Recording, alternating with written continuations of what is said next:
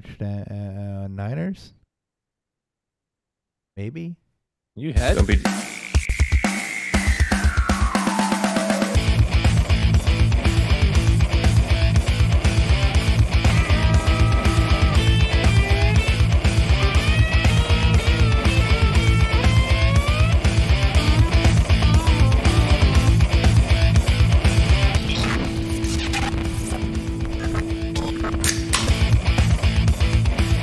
Welcome to Beerfield. I am your host, Chris Hopper at Beerfield Hop with 2 P's, joined, as always, by resident Vikings fan, resident Lions fan, or a really NFC North representing crowd, Beerfield 30, Ryan Miner _ FFB. Gentlemen, good evening. What's going on, guys? What's up?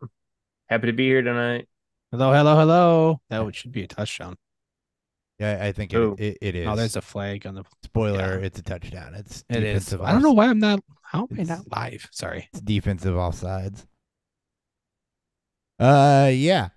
So Thursday night football's ongoing. Obviously, that's what we're talking about. After Jake Moody kicks this field goal through, it'll be 10-3 Niners at the start. So if you hear us randomly talking about Thursday night games, because we record on Thursday nights and we're watching the game while we do it. Other than that, we got all the injury news and our look back to last week, preview of this week.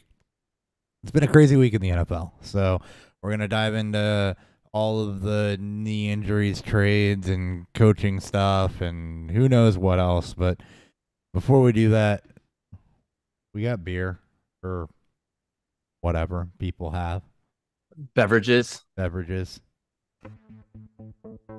What's fueling Beerfield?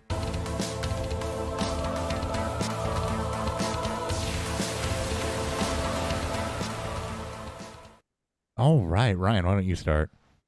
All right, tonight I am drinking Bell's Hazy Hearted IPA. It's a hazy IPA coming in at 7.5% tonight. Eventually I'll get rid of this background, but that's hopefully before episode 500. Okay. That way everything doesn't fade in and out constantly. Oh, let's just zoom. That's fine. It still looks cool. Dan. Oh, me. Yeah. Hi. No, I'm here. I'm totally not doing anything wrong. I'm continuing my basicness, my White Girl Fall, my Han Solo season, and drinking Left Hand's pumpkin spice latte nitro.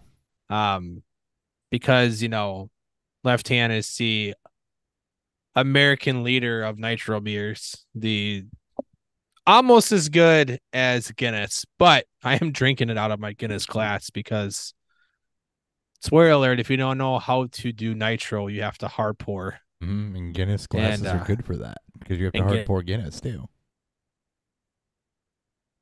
Known for that, so yes. All right, all right. Go ahead. I'm sorry. I was excited about the Ronnie Bell touchdown. I was like, Ronnie Bell. I was like, why is the name so familiar? I'm like, oh, Michigan wide receiver. That's why. Yes, sir. That is why it says. All right. I'm doing something I never really do. I shouldn't say never. I rarely do. I have a double dry hopped hazy IPA from Mill Pond. It's been a while since I've had a double dry hopped IPA, but this is their ILL IPA. So, those who aren't familiar with the Fighting Lion, ILL IPA, but it's all Illinois sourced ingredients. So the hops are from 3.9, which is ran by another guy that I know down here. The grain is Illinois grown, and the yeast is from Omega, which is actually out of Chicago. So, all Illinois sourced ingredients in the beer. And we'll have a full review about halfway through the show or whenever I decide it's time to do a beer review, probably when I'm low on. That works. News.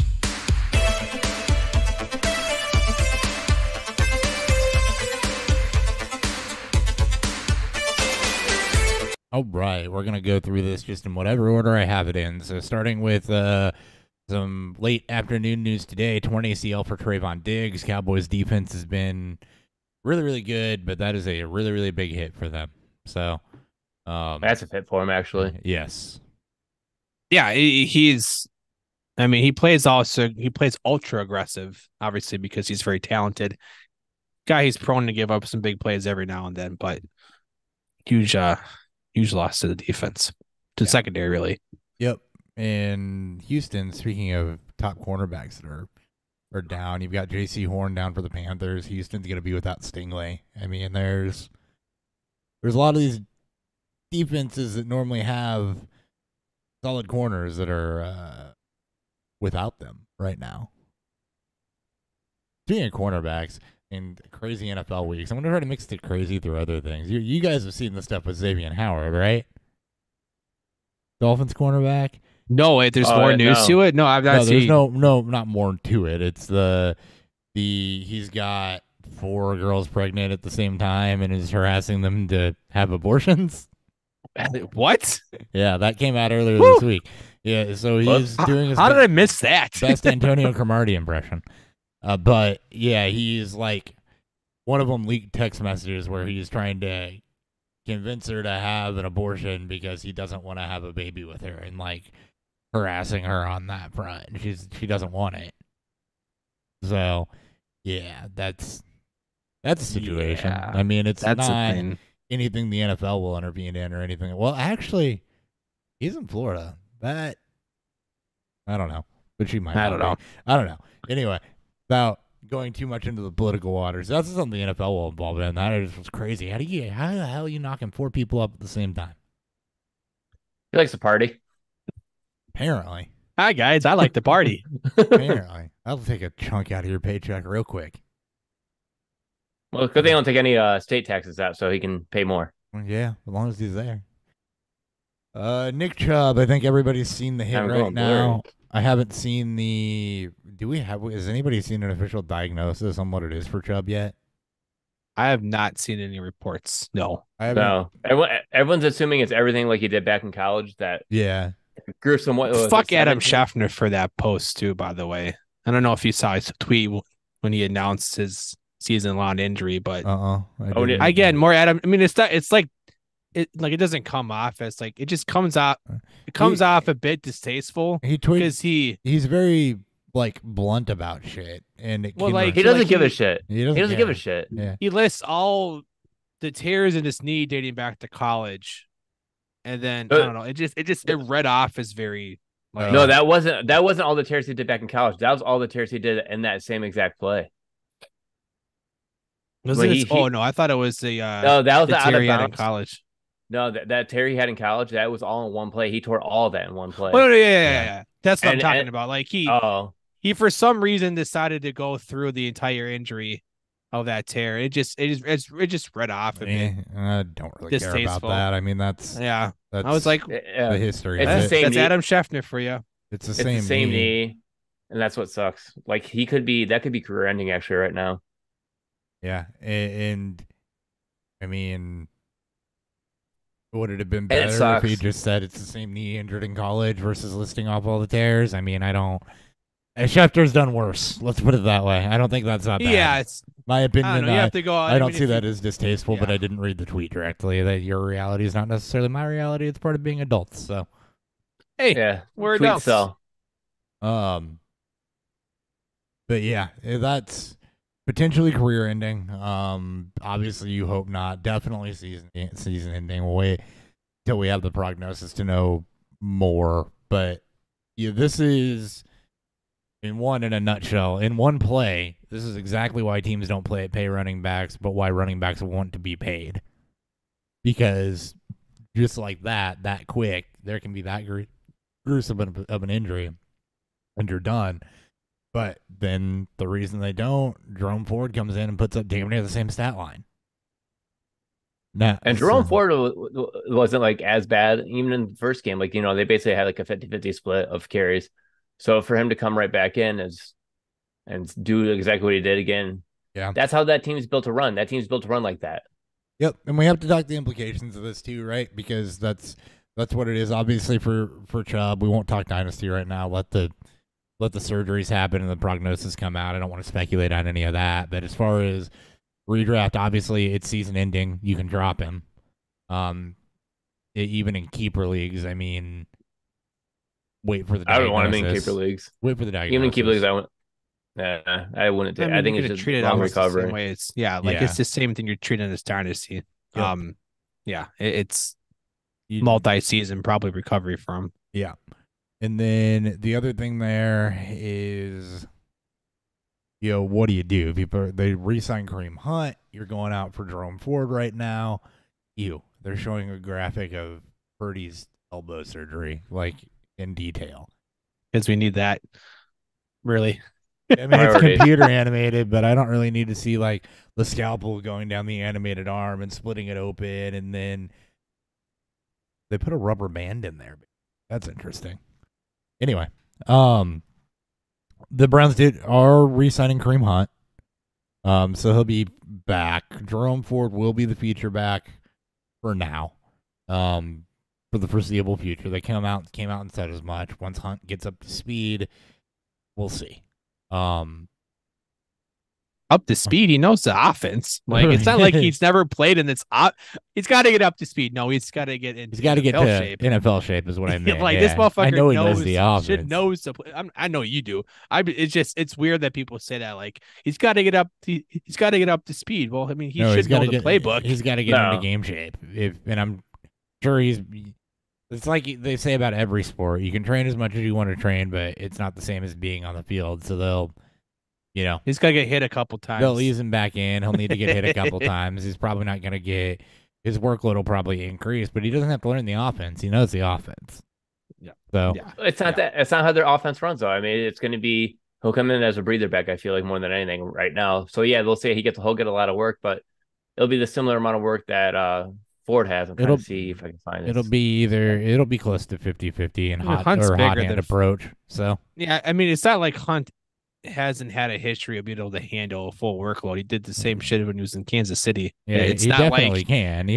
he's also bigger than Jerome Ford, I believe. Yeah, but Ford had 15 carries week 1, 16 carries last week, and Chubb had about the same. So it's going to be like that type of workload where it's back and forth, and then Hunt will be more of the receiving type back. Yeah. He'll end up being the guy you probably want the most in fantasy. Just given, Cleveland's not a high-powered offense. Watson has looked pretty abysmal this year. So, we'll talk about that. Yeah. You don't really want to have the running back who's not receiving the targets. No. Because you can't, bank on, you can't bank on this guy Ford to, get those touchdowns in an offense that's not producing a lot of them. Yep. The other thing here is if you have a surplus, if you grab Ford off of waivers, but you didn't really need him, but did it for the priority claims that you have the chip. If you have Hunt, if you have in Dynasty like a Gus Edwards, that is not necessarily a long-term asset, a Raheem Mostert that's not a long-term asset. If you've got any number of guys that are going to spring up over the next couple weeks, go knock on the Chubb manager's door. And see what you can get because they just lost a significant piece of their team that they're going to be trying to fill. Should I go knock on Nick's door? Yeah. you probably. I mean, it's the same thing for me and Hopper in a different league. Yep. Yeah. Actually, except I don't have any running backs. Except I don't have any running backs I can offer up in. I got a really good one. League, if I wanted to start if I wanted to retool for next year, I don't want to. And he's playing tonight, right now. I don't want to wish cast this on anything, but I really kind of need some wide receiver things to happen so that I can move some of those because that's where I've got all my value at in that league is wide receiver, not running. Yeah. All right. Travis Kelce and Taylor Swift. No. There's literally why? I need that to be true. I want it to be real. It is real. It's what everyone's talking about. He Jason reached Kelce's out on the to her. spot. We zero response from her. No, but She got off the plane with him. He did get a response. That was a fake image. He did get a response. Dang it. We'll see. Well, yeah, it's we'll see what happens. Like it. they're talking. They're texting back and forth. No, because she needs to make when a the new fuck? album. I thought he was with somebody. Yeah, no, he's not. Do you listen to New Heights? You drive a lot. Do you ever listen to New Heights? No, With Jason? I don't Travis? listen to. No, I probably should It's listen to their fantastic. podcasts. It's great. It's freaking hilarious. As much as I enjoy Kansas City, I should probably listen to it. But I don't. Why? No, move on. We have so much other shit to talk about. I mean, we really don't. I had a But blank space I needed to fill. dude, that was a great. That was a great line. On That was a touchdown great call. catch. That might be my favorite touchdown call. Yeah, like Is easily of this year. Probably going to be it was such a subtle favorite thing, one. but the touchdown call was, and Kelsey finds a blank space in the end zone. It was dry. It was perfect. He wasn't Perfect. he didn't emphasize it. He just said it, and it was And fucking just let it glorious. roll, and Right off whatever the it was tongue, is whatever it was, and that's. I mean, Things you love to see. I'm sure when he has a drop or something bad happens, they're going to say he needs to shake it off too. Please. Get some bad blood references. He when can't they play do it, Denver yeah. And He can't overdo it though. man, I think you just do it once and you just never do it you just again. got to make it subtle, and you can just. And it can't be the same announcer, but it won't be the same No. announcers on their games. Oh God, So you no, just no. keep- That's true. Sliding them in there, but it's a love story, baby. Oh, God, You know stop. way too much Taylor Swift. This is Romeo Um, and Juliet all over again. Dude, I love Taylor Swift. I'm big. You're a Swiftie Yeah, in your free time. yeah. This whole thing has me pretty enchanted. It's like who needs television? You get to watch the Taylor Swift and Travis Kelce love story bloom and live. I mean, it's like it's like a new season of Catching Kelsey. oh, You my remember God, that I forgot. show? Yeah, Oh I really got to get out more and just watch TV. no, you don't. You're Dude, I'm not even picking this. you're not missing I don't much. even watch TV, man. Like I have this because of social media, because I listen to New Heights, and because I listen to Pat McAfee. That's where I He get it doesn't from. need to watch that That- TV. that- he just gets all of his pop culture from podcasts, knowledge from podcasts. from my favorite sports people that talk about sports. You got a question, I Okay. think. Yeah. I'm just going to read off his comment. I briefly read it. This guy is giving me Mike Evans and Miles Sanders for Josh Jacobs. My other running backs, Brees Hall, James Cook. Other receivers are Higgins, Zay Flowers, Smith, and Jigba. So he wants Mike Evans and Miles Sanders for Josh Jacobs. Okay. I'm assuming redraft, obviously. Does PPR matter? I don't know if PPR matters. Oh, it does. Well, maybe. I think. I mean, that's the only way that Josh Jacobs is scoring points right now is Right. PPR. So you might as well. I mean, he ain't Right. scored much because ooh, Yeah, that I total haven't seen game a stat scripted like that out, bad in a and long time. He was totally I- game scripted out, which shouldn't happen for him, but it did. It's I'm okay with like that trade. I this. like that trade. I Yeah, mean, especially like- getting Mike Evans right now. Yeah, I hate our boy Miles Sanders. Mayfield is balling out, and Mike Evans, who everyone thought, including Yeah, myself, my boy wasn't- Mayfield. Hey, I love wasn't gonna be a Mayfield. part of it. I didn't, man. I was the one that said this is a I guy was who's all consistently Godwin. been Yeah. 1,000-yard receiver. Yeah. I mean, it just like it was with the Seattle receivers last year. Great value. So I don't dislike it. I think Gabe Well, yeah, Davis because is. it- I think Gabe I don't- Davis is great value. Mike Evans, man. Well, plus that could No, push no. Zay Flowers in the For flex, John and you put Mike Evans as your wide receiver too. So I like that a lot more. And then you just Yeah. you have Brees Hall and James Cook, and James Cook's just starting to light it up right now. So And Brees Hall. Brees is Hall pushing should his way only back. He He should. should only keep getting better. No, because they should start running more of the offense through him as he gets healthier. So That's what I'm saying. Yeah. He should Yeah, only get only better. get He's better. only going to get better. Well, hopefully until he gets hurt. and Because Sanders has been the fine. He's Jets. not been great. He's not been terrible. He's been worth 10 to 12 PPR points. It's fine. he's been the product of the Panthers off. He's actually been he's been right. In comparison to other running backs, He's just this year. hanging out in the back end Yeah. of the RB2 discussion. He's okay. That's fine. Right, Yeah. right where we thought he'd be. No, Yeah. I I like that deal. Alex, I am good with this trade. I would, especially if you need help at receivers and looking like you can get some high upside with Mike Evans. Yeah, I make Yep. that trade. Yep. I'm fine with it. Totally good with it. All right. Moving on. sure, Moving on. let's do it. All What we right. got? The Vikings acquired running back Cam Akers and a 7th from the Rams for a conditional 6th rounder, I think was the pick compensation. Went off memory on that. That could be totally wrong. It's later on. That's draft right. picks. No, But, it's right. It should say which- 2026 draft picks. I- Literally it is- 3 years down the road, these picks are worthless, right? Give me something, anything. And he's got to Give me- hit 500 yards. He's got to hit 500 rushing yards for the compensation to go in place. Otherwise, it's Just they the traded seventh for a Cam Akers seventh. for nothing. No, Yeah. they traded Cam Akers for Oh, nothing. for nothing. Yeah, He'll it get just goes 497. Let's get 497 yards. He'll get hurt before the 500 mark. 499. They're gonna shut him down to protect that 2026 6-round pick. Yeah, this does know. nothing for me, honestly. Like, for either him or Madison. Dan was all over this, that Madison was not going to be good. And Madison has not been good. And Akers, into last year didn't necessarily look good either. And the Vikings offensive line is really, really banged up right now. So it's not like, and that's always been my knock on Akers, is that, he's explosive, but he doesn't really create. He's so not even he's gotta- explosive anymore. He doesn't have an Achilles. That's true. He was explosive Like, coming he- out of college, but he doesn't he really lost that. create. So, Yeah. I mean, this does nothing for me. I don't care about this, honestly. I really He, don't. The one saving grace is that he's familiar with the KOC scheme. He knows the Obviously, offense. he was with them. He knows the offense. Not that that means much, but and also I think people also forgot Madison never got a full workload last year at all in the KOC offense. The only time that people will reference to is the games he had when he spot for Dalvin Cook. He didn't do that last year.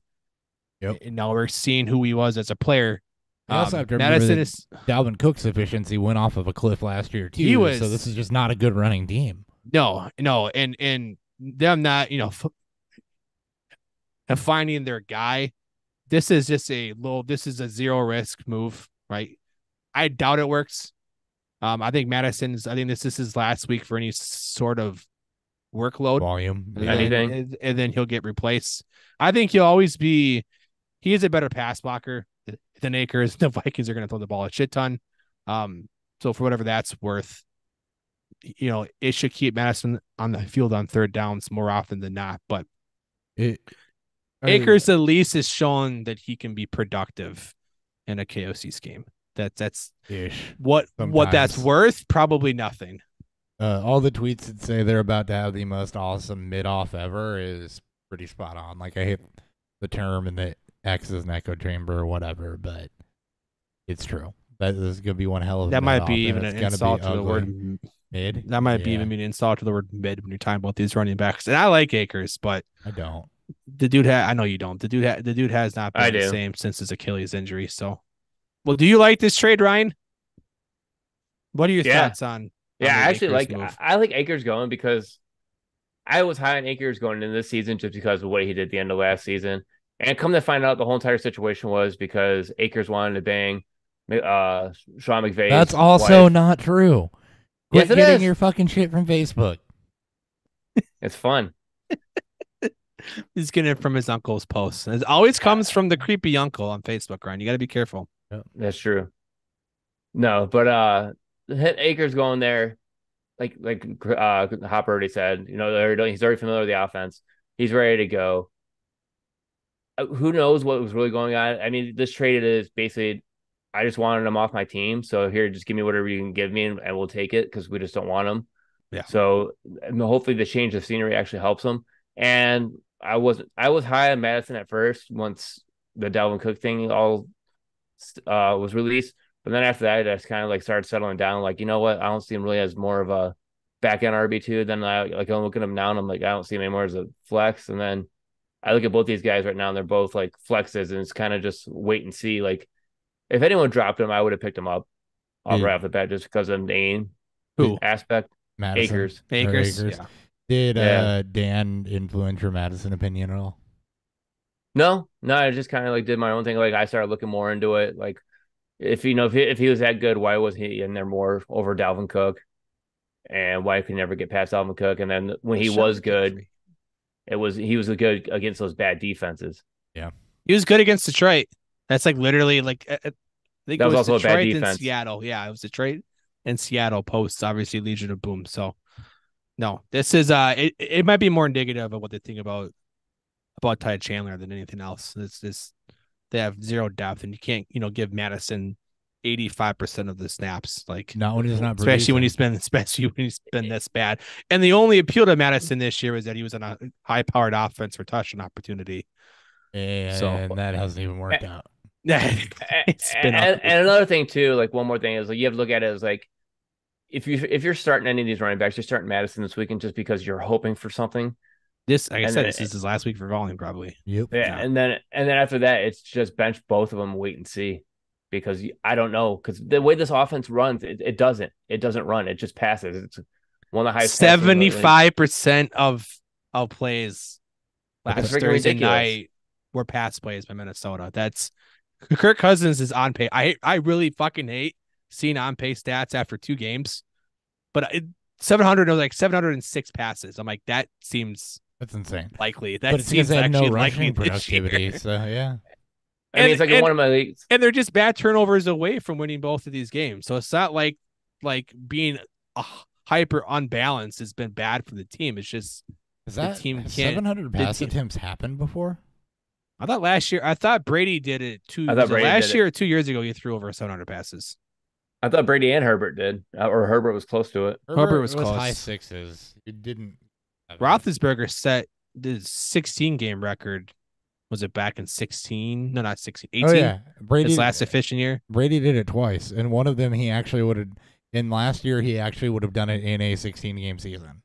Yeah, it's the product of an inefficient. Well, I mean, Brady's still fucking good. He basically throws to set up the run. Like it's insane. His internal clock and his pocket presence. It's like we don't need to run the football. We'll just let Brady pass the ball short and set up everything that we need. That's fair. It's been few and far between though. Brady's done it twice. I think it's not common for Herbert sure. Had like 699. He had to be just a handful. He was 690. He was really close. He was 699. 99. Which I just looked at him a couple days ago, so that's how I knew he hadn't gotten there. Their game against Minnesota, man, it's going to be the one match. It's going to be the one shootout we're all going to say, and it's going to end up being just 7 field goals. Ben Roethlisberger's high was 675? 675, yep. 2018. Yep. 19, one of those two. Yeah, his last year with AB and before his arm went completely noodle. Yep. 673 was Breeze's high water mark. Thing too, just because 2015 year likely. Or 14, It's 13, 660. Nope, 679 and 10. Yeah, it's the season before his neck injury. He threw 680, which would have been the 16 game record at the time. He's the Cousins can throw the ball a lot. As long as they keep him upright. Yeah, he can. He's going to be throwing the ball an absolute shit ton this year. Yep. Oh, hell yeah. All right. Anything else on that? No. All right. Justice Hill not practicing with a toe injury. That just means get your Gus buses in motion. Kenyon Drake was signed to the practice squad of the Ravens as well. So, yeah. The Bears. Oh, God. The Bears. Dude, defense. So much to talk about. Yeah. So little time. Just the facts first. Defensive coordinator Alan Williams has resigned from the team, citing health and family concerns. Those are the only known facts right now. Yep. But I've seen all sorts of shit flying around. Like, I don't know where Dave Kluge's at, not calling the Chicago PD to validate this for us or anything like that. He lives in Chicago, too. Right. He should know. That. That's all right, though. I did have a guy in a league that I joined from a Facebook group that I'm in that has friends on the Chicago PD that said his house was raided. So if you use the REO Speedwagon rule of heard it from a friend who heard it from a friend who heard it from another, his house might have been raided. The Bears did come out and say that Hallis Hall was not raided. Okay, let's line up the crazy rumors here, and these are rumors. Please, if you're one of the 70 people that listen to the show, don't come sue me. But the rumors were like this is the compilation of all the crazy ones, by the way. I'm not going to distill it down. This is just, if you add all the crazy shit together, this is what it was. The FBI raided Alice Hall and Alan Williams' home for something maybe related to child pornography. And Peanut Tillman delivered the news to Matt Eberflus, who cried while Ryan Poles and Kevin Warren just sat there in stunned silence. Again, that's from a random, and a lot of that was from a random, like, I paid for my ex followers account in Chicago that put that out. Somebody that was probably just pissed off about whatever. But of interest here was that the lawyer that Williams has retained denied anything happening at Hallis Hall, denied anything happening, in relation to the Bears, but never denied the raid on the home and was never pushed on that. So at this point, we don't know.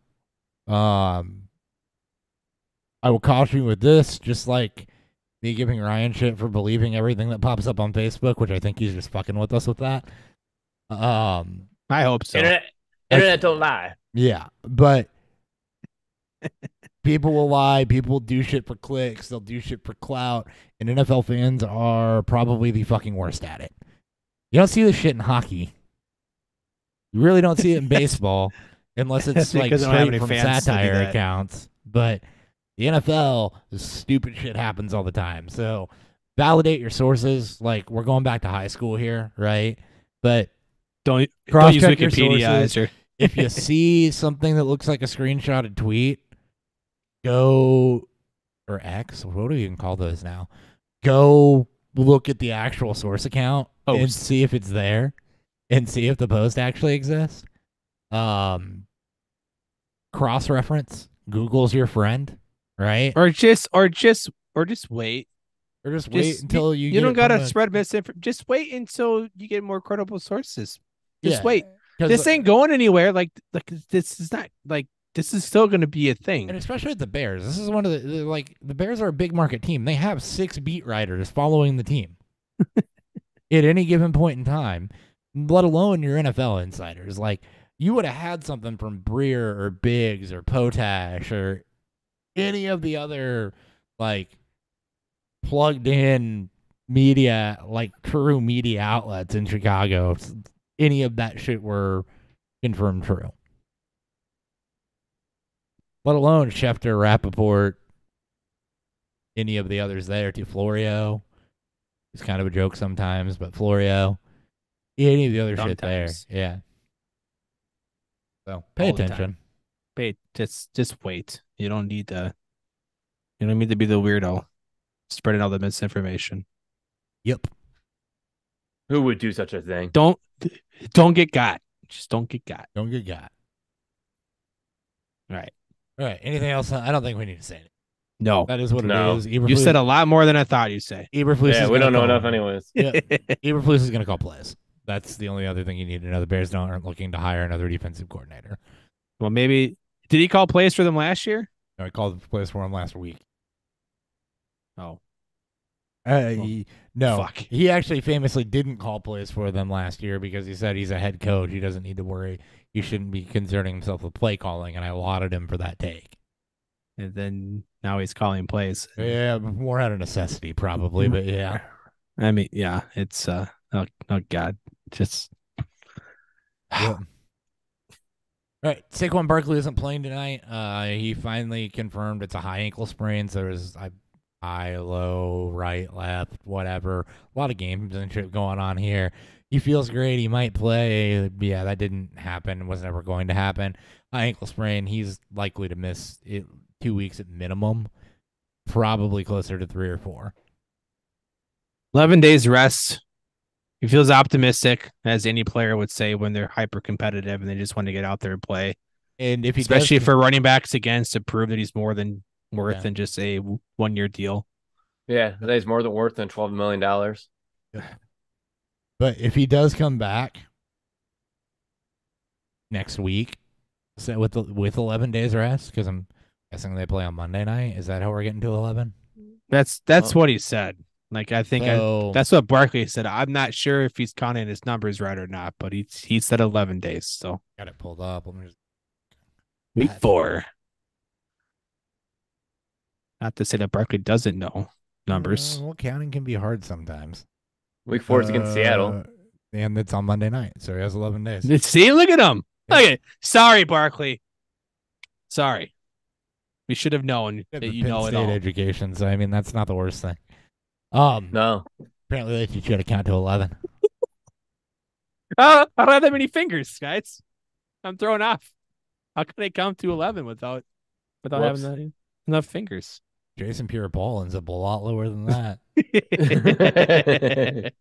Shit, I only have 6. 8. JPP, 6.5. 6.5. Yeah, That's anyway. just wrong. Yeah, it's been long enough. He came back and had a successful career. Yeah, way to blow it up. He's better than a lot of Way to blow it pass up. rushers when he came back. He so was pretty explosive. he's pretty. He was pretty explosive. All right.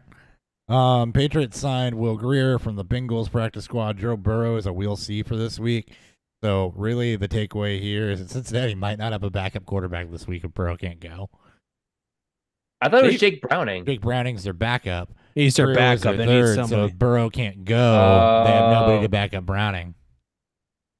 We got a Sure, Chase quarterback could- for him. Yeah, Chase can throw it. He'll throw it and Tyler catch Boyd. it. That's Tyler it. Boyd. Tyler Boyd. Tyler Boyd. Sneaky flex play. They need to just let Burrow heal. This Yeah, is going to be one of they- those, I think, nagging injuries that's going to be annoying. They do. No, they're all pissed year 'cause they're long. gonna be 0-3 if they don't do anything. So either way, I think it's either he plays. They haven't done 0-3, shit with them and playing. They lose, he's 0-3. Nope. They've looked bad to start the season. Yeah, hold that. We'll talk about it. All right. I will. Yeah, hold that though. Well, we got that's literally my recap. Calm thing down, is Dan. All of the bad, Calm down. my recap is all the bad quarterback play. So save all your bad quarterback play because it's coming up later. Okay. Love it. Because you knew I wasn't going to go through this episode without talking Justin Fields, right? So I had to get it in there somehow. We yes. You're not in that chat, Ryan, but there's been a morning just flood of all of the Fields, not even memes. They're literally just stats that are bad. It's been I it's can do that not shit all been day good. long. It's not been a good start for the field stance this year. Let's just say that. It just Not been continued on good. from last year. Yeah. It just picked up where it left off. Now it's even worse. It is worse. Jacoby Myers is back at practice. Jamal Williams is expected to miss this week and maybe more with a hamstring injury. Kendra Miller is back at practice. Tony Jones Jr. promoted from the practice squad. Get yourself a share of either of those guys if you're looking for running back help. Hot hand approach. Kamara's got 2 more games on the suspension. One more game. One more game? Was it? Yeah. Oh, it was 3? There's Those only 3 3 games. This is gonna be a Taysom Hill week. I feel like again because the way they played last week. Oh, shut up. I mean, Tony Jones got 2 touchdowns. Yeah, he did. Yeah, 2-0 touch. He had like 13 carries for like 34 yards. And 2 Hey, touchdowns. that's better than Jamal Williams, all right? But hey, for the tight end slot, Taysom Hill this week. That's Okay. actually that's a good call.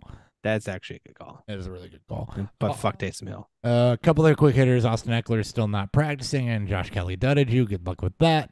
Odell Beckham Jr. not practicing with an ankle injury. Zay Flowers has looked really, really good. David and Nelson Aguilar had a solid game as well, so if Beckham doesn't go, yeah, Aguilar and Bateman might be worth it. David Montgomery is missing practice with a hamstring injury. He suffered that last week. Not trending great here. Craig Reynolds is the next guy up behind Jahmyr Gibbs, obviously. So, probably going to end up seeing some increased Gibbs workload if Montgomery can't go. But look for Craig Reynolds around the goal line just to be annoying. Anthony Richardson is still in concussion protocol, so keep an eye on that. Might be a Minshew start, which would be great news for Kylan Granson. By the way, his maternity Greatest. photos with the football are fantastic. that was amazing. That dude wins everything this week. Yep. Brandon Cooks is returning this week after missing a week with a sprained MCL. Kadarius Toney not practicing with a toe injury. That's good news for Sky Moore. Dawson Knox is missing practice with a back injury, so you could be firing up your Dalton Kincaids. Christian Kirksey and Laurent Duvernay-Tardif, who is the lineman that famously left the NFL in 2020 to go be a doctor on the front lines of COVID, both retired from the NFL this week. And that's all I've got for news. And Raven was saying Kenyon Drake to the practice squad. I said that up in the Justice Hill thing. So here's the thing about my show scripts. Oh. You're new to this. If I find a chance to combine bullet points because I write them and I know what's in there, I'll do it. So it's not necessarily going to go straight down that list. That list is just to make sure I get everything. So, yeah, I mentioned Drake up with the Justice Hill thing, which is like bullet point 5. But just if you're following along as a host, I won't always combine things because I go through Roto World and Sleeper to put this together. So I won't always combine things when I'm typing it up, but I'll know what I have in there and combine it later while I'm talking. All right. Right. Anything else on the news? All right, cool. Let's hit a beer review and then we'll hit the game. Beer review.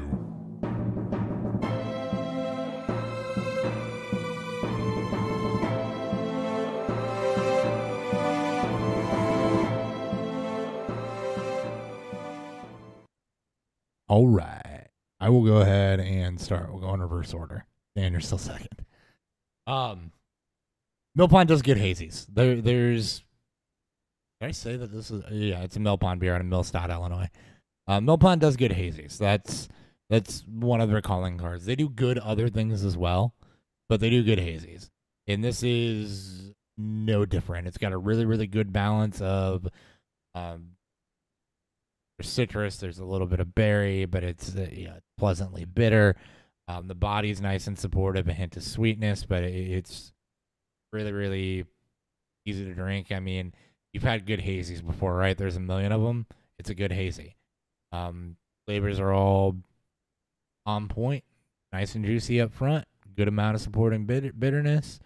Good, like, subtly sweet malt character behind it. Another well-executed hazy IPA from Mill Pond. Not a lot else to say on that. Again, I am. Sorry, Ryan. God, Go ahead. Reverse order, Ryan. It's Dan's turn. No, I think he wanted to talk about your beer. Oh, did he? Yeah, it's like almost like I feel like that's like every hazy IPA because I'm like almost just like saying whatever he said, ditto. Well, that sounds like me. That's a Dan beer review. You know? But Dan's That's an excuse, old school Dan review. right? But we were drinking the same beers then, so.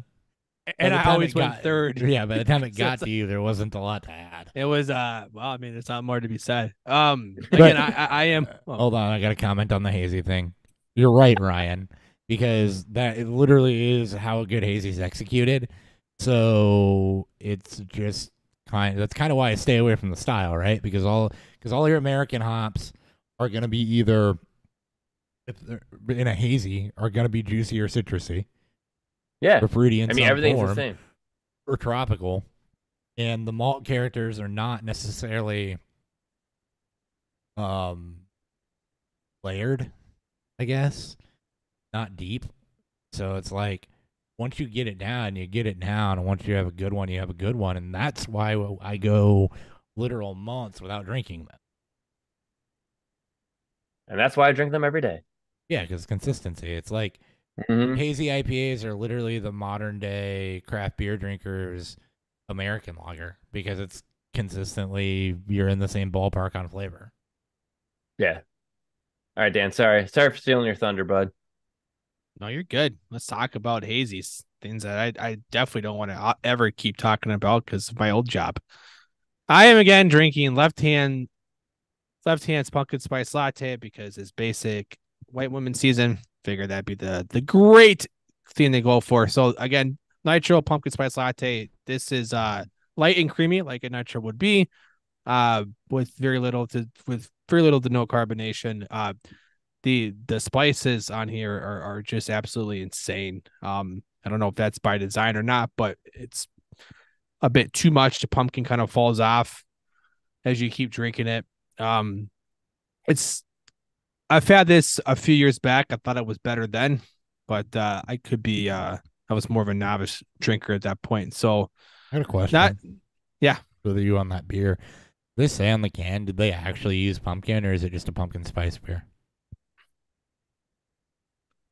Pumpkin ale with spices and coffee added. There's not a lot of coffee on there. You can definitely get it, but I would expect it to be. It's not on the can. A lot of people don't use actual pumpkin in pumpkin beer. They do They'll not. Just They do not. Pumpkin pie spices. They'll Pumpkin use, spice. nutmeg and allspice, and Yeah. no actual pumpkin. So some do. Pumpkin Smasher, for example, does for sure, and from Big Body, and a few others actually do. But I was just curious. It's I think with it missing kind of a body from it being a nitro, it kind of just takes it away. The pumpkin itself is pretty faint, and the spices really are ramped up. It just kind of takes that away from me. I'm gonna look this up to see if there is Actual pumpkin in it. actual pumpkin in it. As I was talking and trying to, Yeah, because a lot of people will use just the spices in the beer, and then because it says pumpkin on the can, and you have the spices in the beer, pumpkin's a mild flavor anyway, so it's power suggestion. Here's what they say. Up your pumpkin spice latte game with this cozy can of fall. Brewers blend of cinnamon, ginger, nutmeg, and allspice combined with pumpkin and Ozu's Ursa's Major Coffee. So there is pumpkin involved. Pumpkin in it. Obviously there is. Yeah, they just list off the notes. Yeah, so there's lactose, pumpkin, coffee, and spices. All the common spices you get in beers to style. Yep. Again, I think the lack of body with the being nitro kind of just takes it away because the spices are just a little too much. So, but it's not bad. Ryan, The hazy hard, the Bell's hazy hard IPA, just like Hopper said, nice fruity tone to it. And actually, it's different because it's kind of like it's a New England style IPA, and it has like an orange hit to it whenever you first sip it. But then like once you finally like you swallow it, it kind of has more of that grapefruit finish to it. It's weird. I don't know how to explain it, Bell's, but it's very nice. Bell's, right? Go ahead. No, sorry, I'm saying it's Bell's, right? Okay. Yep. That's gonna be from the hops. Grapefruit is a really popular fruit that you're going to get off of the majority of hazies based on the hops that are. Yeah, and citrus will show up as orange or lemon or lime. A lot of times, orange is classified that way. Yeah. Does it say what hops are used, Ryan? Or are you looking, Hopper? I'm looking. I don't know if they would use one of Citra Mosaic. I mean, generally those are your most two commonly used. Would. At least one of them. So ingredients, hops. That's all it says. Yeah, that's all it says on the website too. Okay. They use Centennial in the regular Two Hearted. Oh, I found it. It's got Strata, Strata. Yeah. Citra, Mosaic, Galaxy, and El Dorado. There you go. And other varieties. El Dorado will give some sweet notes to it, like a stone fruit. Combined with the Citra and the Mosaic will definitely give you some orange. Yeah. Yep. That's a very common. Yep. I got a trade offer I want to talk to you guys about. Okay. Let's do it. It's pretty crazy. So I'm in a just dynasty single QB. Team's off to a rocky start given Madison struggles. And then the combination of Burrow and Chase is kind of shitting the bed so far. Team's 0-2. I don't think I'm going to take it. It's just there's a lot. So I got an offer out for Ja'Marr Chase, my Ja'Marr Chase. Okay. Again, remember this is a single QB league. Russell Wilson, Jameson Winston, 2 mid to late, 24 first projected. Okay, hold on. I gotta ask for clarity there. You said Jameson Winston. I'm assuming Jameson Williams. Jameson Williams. Okay. Okay. My bad. I was like, we're getting ready for 30 for 30 again. So, Russ Wilson, Jameson Williams, 2 mid to late projected firsts, a mid-ish projected 24 second, and then a 25 first. So 3 first round picks, a second, Russ, and JMO, all for Jamar Chase. Okay. So Russ, I don't care about in that deal. No, Russ is just a guy that's there it's to just a help me guy. alleviate the Jamar D. Burrow situation. Yeah. Yeah. Let's see.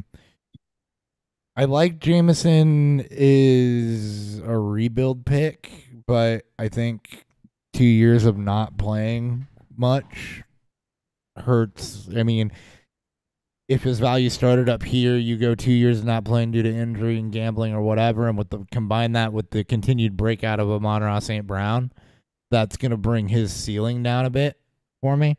So I like him as a rebuild piece but you could be in like a Waddle light situation. You could actually end up in a Waddle situation there where he's not the one, but still has good productivity and good efficiency.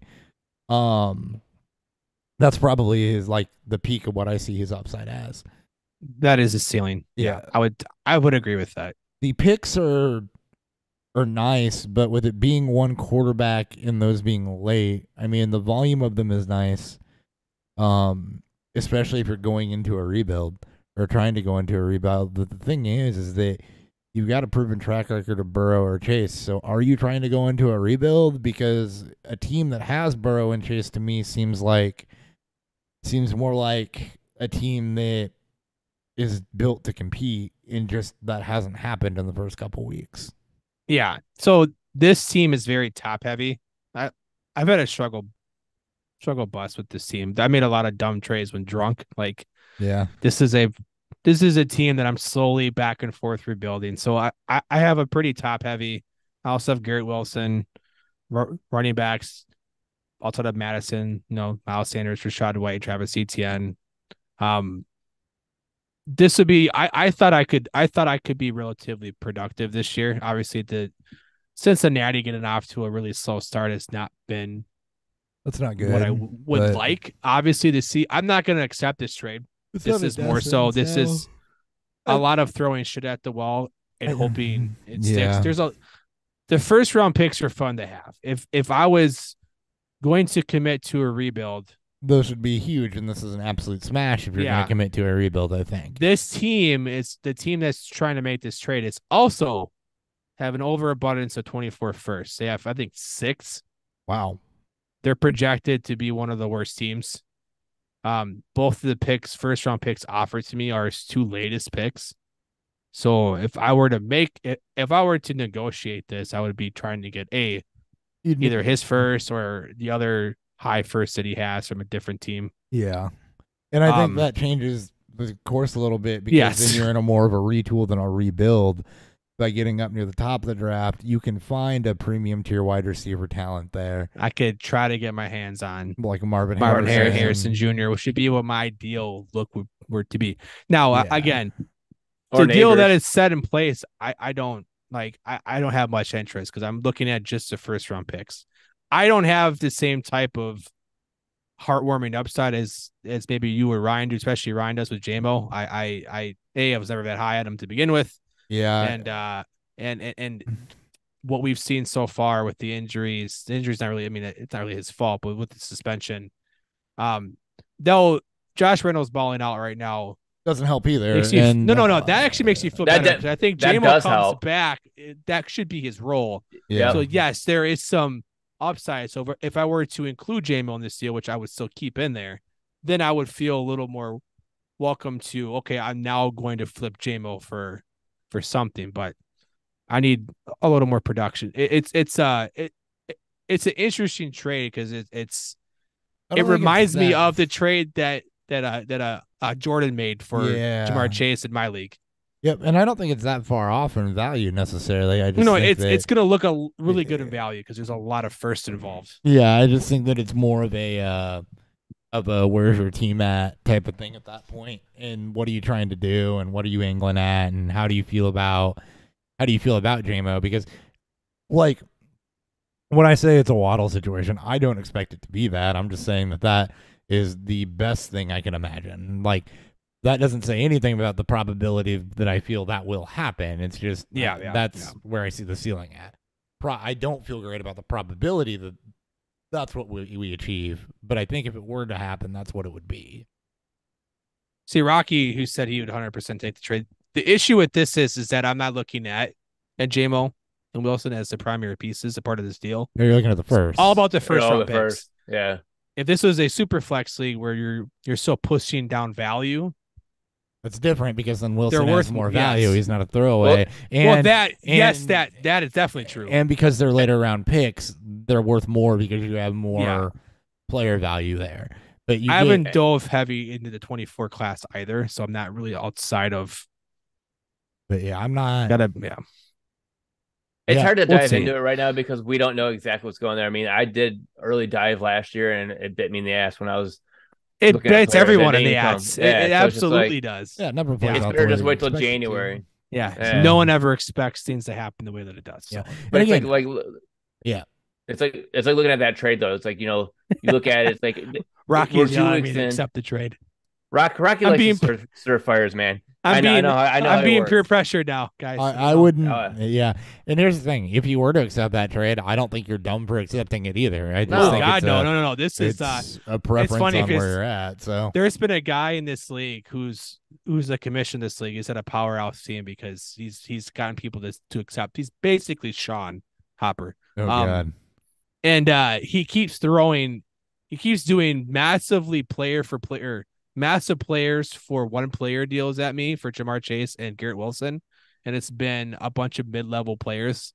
And it's just I can't. Least favorite type of trade offer. But it's like some of these are great, like they're good players. There's 0 draft picks involved, 0. So they're all. It's like there are some good names in there. It's just I have no interest unless I get to if I'm going to trade Ja'Marr Chase, I'm gonna go for the rebuild. Yeah, I got a question. That is my decision. And the rest of the team's going. Which means I'm going to trade Miles Sanders. I won't get much for Madison, but I'll trade Sanders. I'll trade Rachaad White. I'll try to trade ETN. I will reset my running back market and go for rookies and try to right. And my argument there is why fully commit to a rebuild when you have Burrow and Chase as part of your core in Dynasty. I could see moving on from a Sanders or something like that if they continue to go, if the Bengals continue to go slow and retooling some of your other areas and using that fact that you got a slow start there as a bonus. But I don't, especially with Burrow just getting locked up and you've got productivity and he's not healthy. So what if it's a throwaway season, right? Those guys have, I still have Garrett Wilson. You easily have 5-6 years of those guys still. You're on that fringe team. I understand where Rocky also comes from. It's enticed. We see this a lot in a lot of newer dynasty players, and it's just they get enticed either by the big name players, so they give up all their draft picks, or they get enticed by the draft picks. And they just keep give away the big name player for a bunch of draft picks and. Yeah, and you got to know how to utilize those draft picks to get to that point where you're trying to replace Ja'Marr Chase with these draft picks. What's your most likely want redraft value on Travis Etienne? I share some things I turned down in a league that you happen to be in, Dan. It's just I know which league. To be honest, this league I'm actually been really really excited for. There's been so many fucking trades already. Yeah. I'm like, this is exciting. It's only week some of these 2, guys are morons, but I now. Absolutely love the excitement. Overreactions. Yeah, it's the guy that I made the Justin Jefferson trade with just lost both of the running backs. I traded him, so I feel really bad about that. So here's how this went. First off, I turned down that same guy offered me Henry and Pickens for McCaffrey this week, and I turned that down pretty quick. That's an easy decline. Yeah. Well, not as easy as another one. I'm just going to go through some of the offers. He's got, I'll be honest. He talks a lot of shit, but he does offer some pretty fair trades. So he does. I think 2 with them. I don't think I've turned down things from him that I felt like they were unfair. There's moves I didn't want to make. Yeah. Now this one I did turn down because it wasn't great, and this is not that same guy. This was sending me Judy Moss and Jameson Williams in redraft for Hollywood Brown and Miles Sanders. I turned that down real quick. That's just a lot of bag of dicks. Right. Yeah, that's just I'll keep Miles Sanders. So these he were seems the- to be the safest player in that. So whole these were the deal. offers for ETN. I don't think these were far off. Okay. So the offer started with the offer started with Joe Mixon and Traylon Burks for Brandon Cooks and Travis Etienne. That's a no. Yeah, I no. keep ETN. So I declined that, and I countered with Joe Mixon and Brandon Ayuk for Hollywood Brown and Travis Etienne. That's a fair rebuttal. That sounds That would be better, one where Yeah. I think I would actually accept that. I would went take the running mix back. and Yeah. Ayuk. I mean, Yeah. obviously Ayuk's hurt, but I would- Ayuk is the number one in this offense. when Right. he's So healthy. for me, I was like, if you want ETN, I need a wide receiver. So, and you have surplus there. So I'm going to run at Ayuk and we'll flip Mixon for ETN. I upgrade at wide receiver. You upgrade at running back was my thought there. Here's the deal. We can keep talking about this sleep, but go ahead. and Keep going. I'm then gonna pull it up. the last offer, which I rejected, was Joe Mixon and Sky Moore for Cooks and ETN, Yeah, you're just which is still an upgrade. He's but missing. it's He's not where it wanted he's to be. missing. Yeah, So he's missing he's the mark missing on the the- wide receiver piece. he's missing why. He's Yeah, missing yeah. why I'm, and I could probably say that, but the reason I'm declining it is because I want, if I'm going to get rid of ETN, who I see is a top 5-6 running back rest of the year if he's healthy, I'm okay with giving him up for Mixon, who I see as a top 14 or so running back the rest of the year if he's healthy. But I need to upgrade at my wide receiver position as well because that's my team's weakness at the same time. And I don't see Moore could be a slight upgrade over Cooks. Cooks has been hurt. I definitely don't view Burks as that in redraft. All right, we got a question. I answered it. All I'm right. assuming you guys are both going to agree with me. Would you drop Cam Akers for Kendra Miller? No. Well, I I drop someone else. Okay, maybe it's not as easy. No, I said yes, I would. here's the thing. You got to think long term, right? And long term, you guys are still in week 2. If you're thinking immediacy, yeah, sure. I would drop Cam Akers for Kendra Miller. If you're looking for an immediate impact and you're going week to week. If you're thinking long term, Akers very well could end up being the better asset rest of season if he finds his footing under O'Connell and completely, because Madison hasn't been productive. They'll put his ass back on the bench, right? Yep. So Akers could end up being your better long-term asset because Kamara is going to be back from his suspension, right? After this week, it's a 3-gamer. Right. So Yeah. He's back after this. Kamara will be back. He's back in week 4. After this, which is going to put Miller in a change of pace role. Miller's a rookie. You don't know if he's going to end up getting run over Tony Jones. You don't know if he's going to be more productive than Tony Jones. We all think he will be. I definitely think he will be. I'm a huge fan of Kendra Miller, but it's still crowded. You're going to get Kamara back, and Jamal Williams' injury is not season ending. So you're going to get him back at some point too, and then what? Miller's an asset that you're dropping. That you potentially gave up a season-long asset for. So you got to think. I think you have to think a little bit more long-term. If you're short-term, you're 0-2, you need wins now, then okay, yeah, maybe that's a move you make. But if you're thinking long-term, full season, because it is you got 13 weeks of regular season left here, guys. Right? Or 12, 13, because we haven't played week 3 games. You got 13 weeks of regular season left here, guys. Like, you should still be looking at the long-term asset value, not the short-term. Exactly. My opinion. No, I mean, yeah, it's like you have Kendra Miller for this week and this week alone for week 3. That's all I see it as. So when Kamara comes back, I don't think it's going to be 50-50. I think it's going to be Kamara's backfield. But, you have to kind of put the asterisk at it. It could go 50-50. We don't know how good Kendra Miller is. I mean, we saw a little bit of him in the preseason. That he didn't look that great. We know what Alvin Kamara is. Yeah. I think Kendra Miller is more of a 2024 play in my mind. Yeah, and I think he's a good player, and I think he'll be fine. But the other thing, too, is he's been dealing with soft tissue issues since the middle of training camp. Yeah. So if that's going to be a thing, yeah, I don't like. He doesn't Cam really Akers, need but I it. don't So think they do he did that. post. He did post the main parts of his roster. He doesn't need it. So Akers is probably his weakest point as of this point, week 2. So it's running backs for Stevenson, James Cook, Damian Pierce, Kamara, Josh Kelly, Oh, Akers. So the lacking of a high-end running back it's hurts, but he's got good receivers. you got a better chance of Cam Akers coming into an every down role than you have a Kendre Miller giving you anything more than 50-50 split this season. Yeah, Right. I've changed. Yeah, it's not that I've been convinced. It's more so based on what he needs from his roster. Yeah, that's. I mean, again, I'm fine. I'm honestly fine either way. Because after this week, you could probably still pick up Cam Akers, who's not. I don't foresee him getting a bunch of work. I don't foresee people running out and grabbing him. You can also try to drop somebody else. But you get him for free right now either. You don't have to spend fab. Yeah, you don't have to whatever drop. for him. Yeah. It's Who knows who I else just gets need a hurt flex this week, play right? this week. It's got a lot of people to start. Yeah.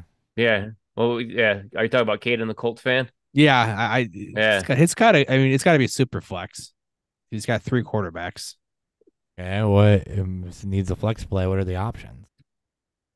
Well, I mean, so it's Richardson, Lamar, Howell. Richardson, I don't think is going to play. So Howell, Lamar. I'm assuming if it's single QB, you can just drop Howell. Yeah, Howell is not. I If hope it's a Howell. single, Q- if it's a single okay. QB, yeah, then it you just drop registered. It Howell. just registered. It just registered. Calm down. God damn it. Processing speed's a little slow right now. That's fair. Wide receivers, he listed as top end. CeeDee Lamb, AJ Brown, Tyler Lockett, Hopkins. He probably has more. Could probably drop one of those if you really want to pick up Miller. And then Kittle, Kincaid as his tight ends. I would assume those are his 2 tight ends that he has. Premium because if Knox doesn't go. I wouldn't drop either of them. No, No. for dropping? No, sorry. No. It's more so You said he But needed he a needs a flex. flex. I thought we were. he says he needs a flex play. I was looking at his roster to help him find a flex play. I don't think you really need to worry about a flex play. You can play 4 wide receivers over the. I would play Kendre Miller. So I'd play Joshua look at Kelly. that. Matt Breida a touchdown.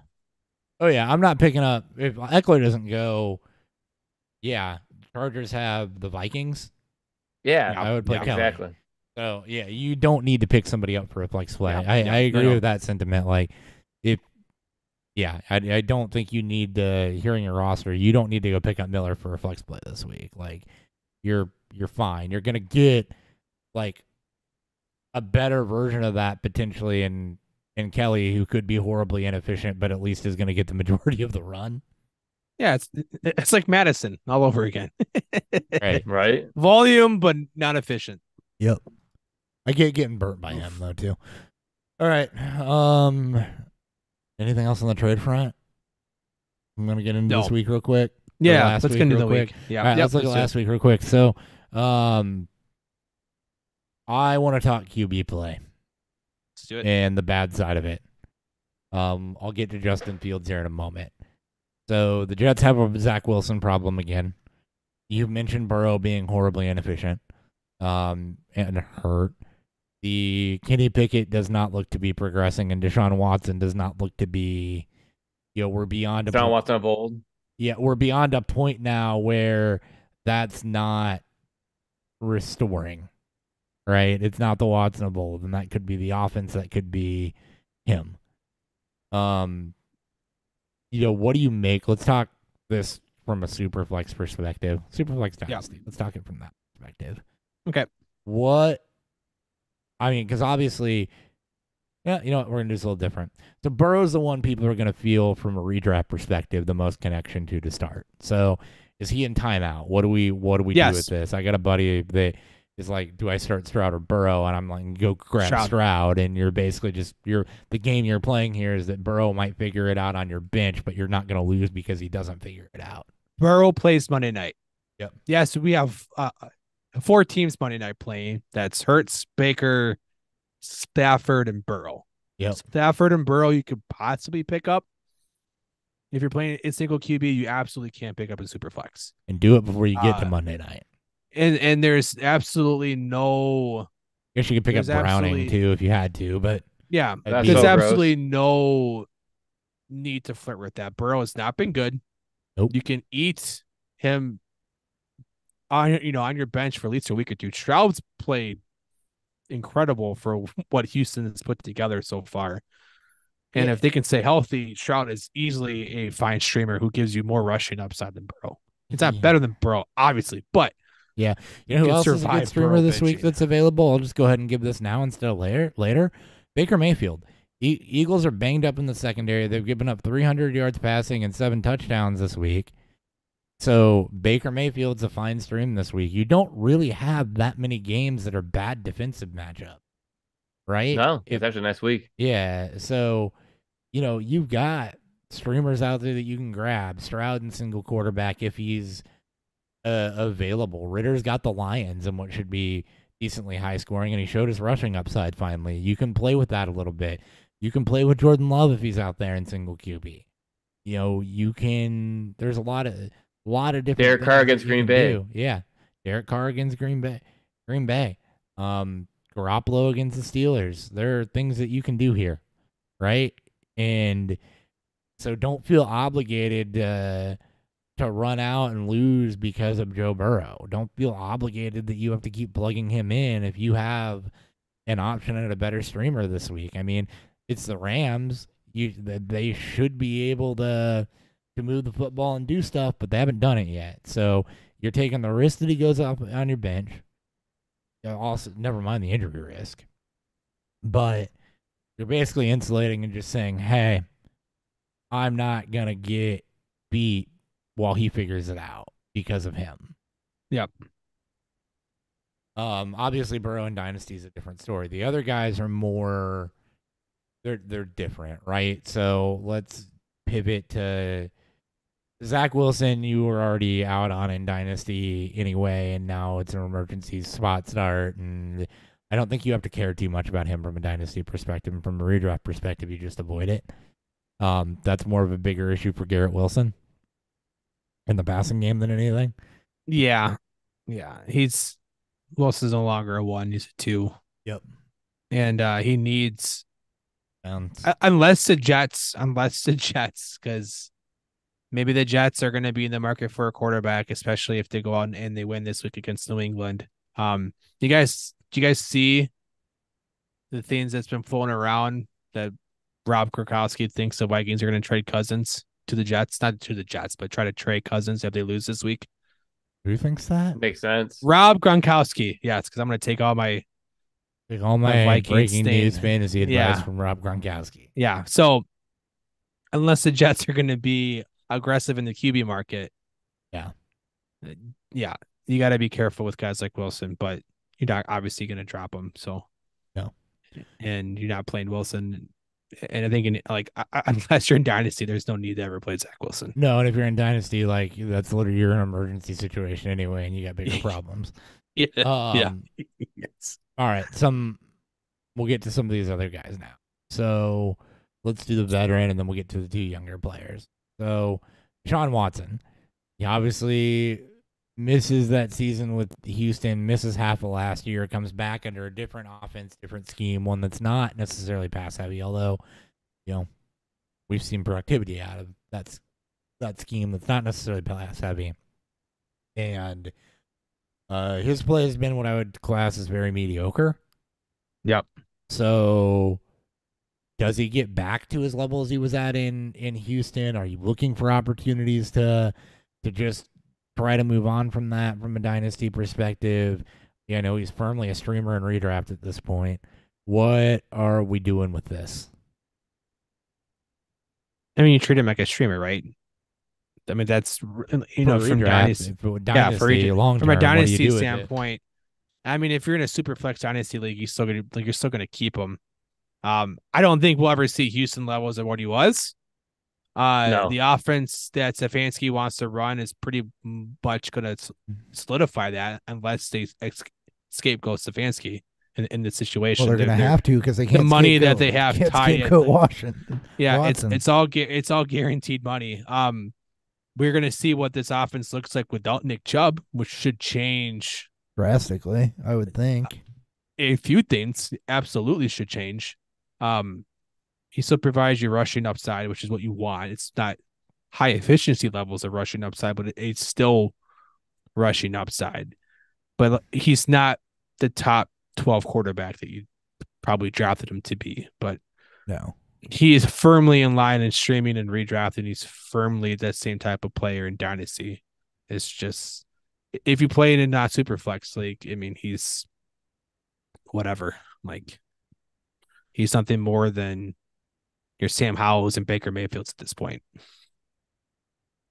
He's worse. He's Shroud, right? Like, he's Daniel Jones. Yeah. Yeah, like he's guys. He's not been a good passer. He can get it done as a runner. He's Jimmy Garoppolo at this point, really. Yeah, But with a little bit of mobility. A little more mobility. Yeah. Ryan, do you agree or? Yeah. Oh yeah. I'm right behind you, on you guys. Yeah. So I would be looking to move. Yeah, I would be holding him. on. You can sell mid, I guess, where he's at now. Yep. It's hard to sell him. But that's the thing, right? Because you got true. Watson baking on what you thought he'd be in Houston. Yeah. Right. Unless you already had him for this whole time. You don't have long-term quarterback injuries to go play that with right now, other than Aaron Rodgers. So. Yeah.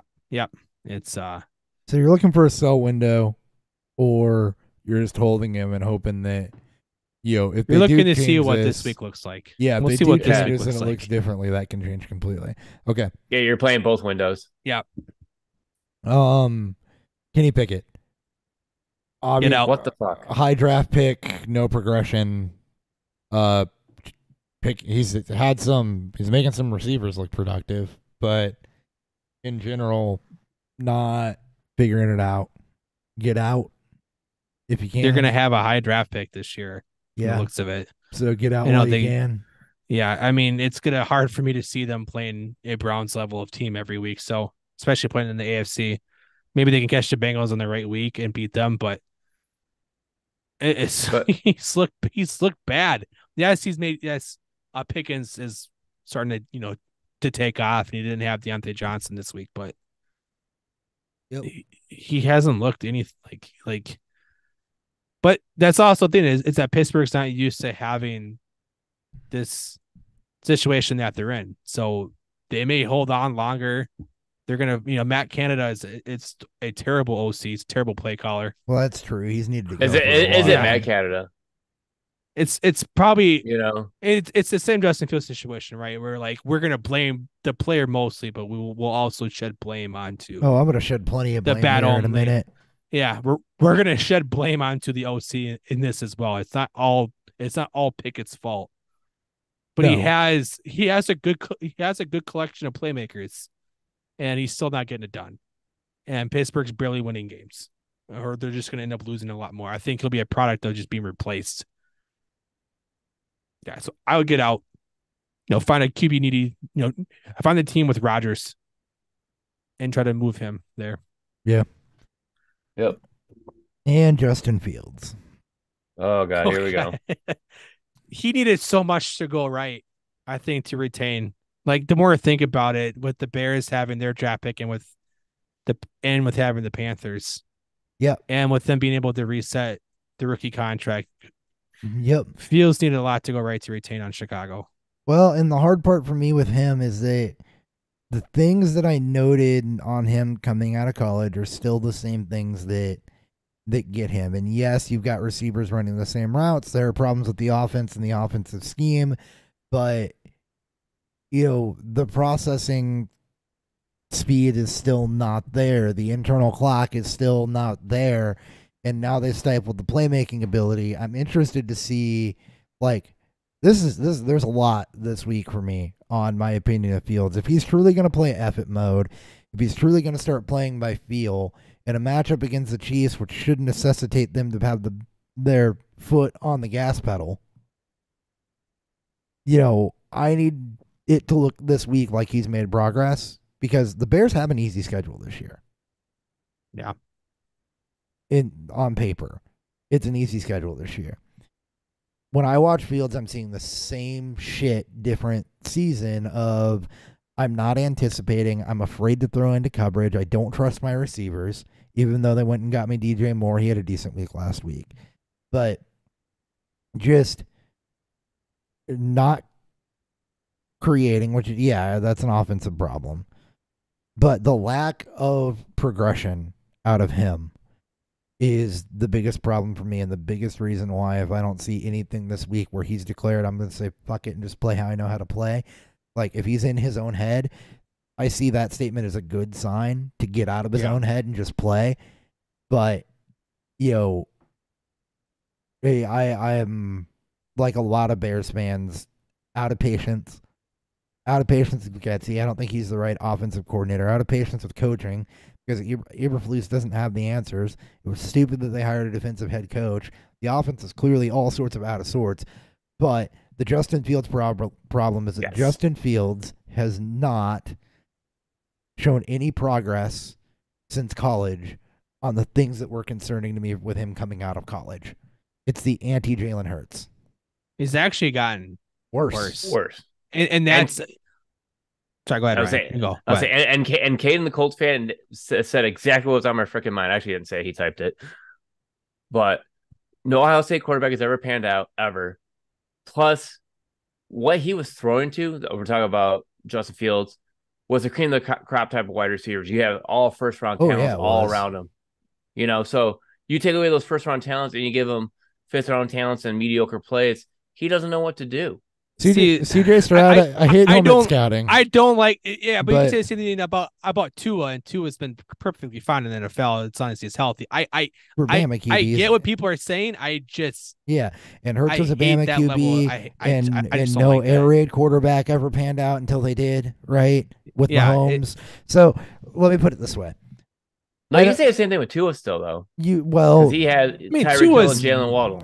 But Bama QBs never panned out, right? Until Tua and Hurts was a Bama QB, and they're both doing fine. No, to the extent to what's around them. LSU. Is it a product of what's around them, or is it truly? Were there a lot of LSU QBs that panned out before Burrow? Yeah.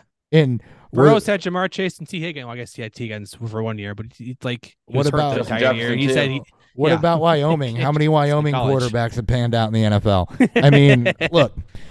We can play this game all day. I can play this game all day with helmet scouting. I don't like helmet scouting, but I've scouted because Ohio State QBs are normally people you have to watch in the draft. They're normally people. You're a Michigan fan. Shut up. They're normally things that you have to. Talking about trash QBs. They're normally things that you have to watch. I do like McCarthy. Brady, and I like McCarthy. We're just giving Brady. You It's 2001. Okay, no. We're not even lumping Brady. Giving you this shit. point. But best QB ever. What I'm saying is, at least for the last 6 years, I've watched film on every Ohio State quarterback that's come out. What's Dan doing? He's stuck in a loop. What are you doing? No, he's just listening. He was listening. Your camera is stuck in a loop on my Zoom screen. Oh, is it really? Yeah. So this looks like you're clapping, and that's what it's doing on the. There you go. Now you're good. Are we good now? Yeah, it came out of it now. You were just sitting there doing this over and over again on the Zoom screen. But anyway, I watched every Ohio State quarterback for the last 6 years. The Urban Meyer ones all had the same problem. They were one read and run or one read and throw. So you were never going to be a college offense that we're going to translate. Cardale Jones pan out or, rest in peace. Dwayne Haskins, Terrell Pryor.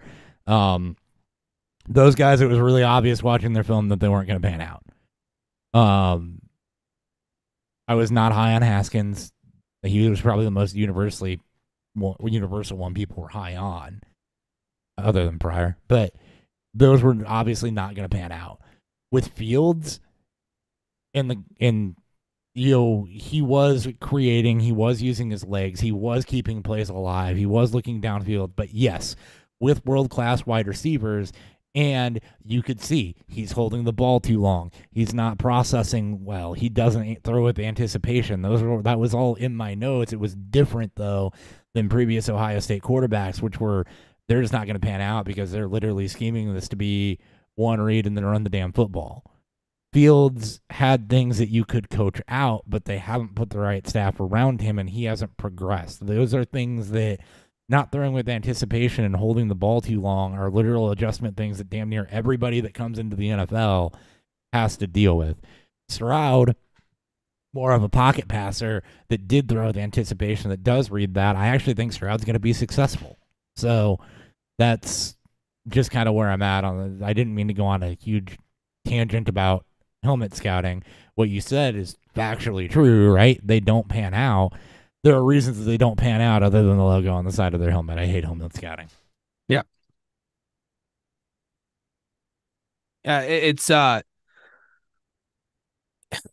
Bears teams, everything's so fucked up. Like it's easy to place, and like if you go to Twitter, if you really talk to anybody, it's generally it's always been, for when it comes to Fields, it's either all Fields' fault or it's one of Fields' fault.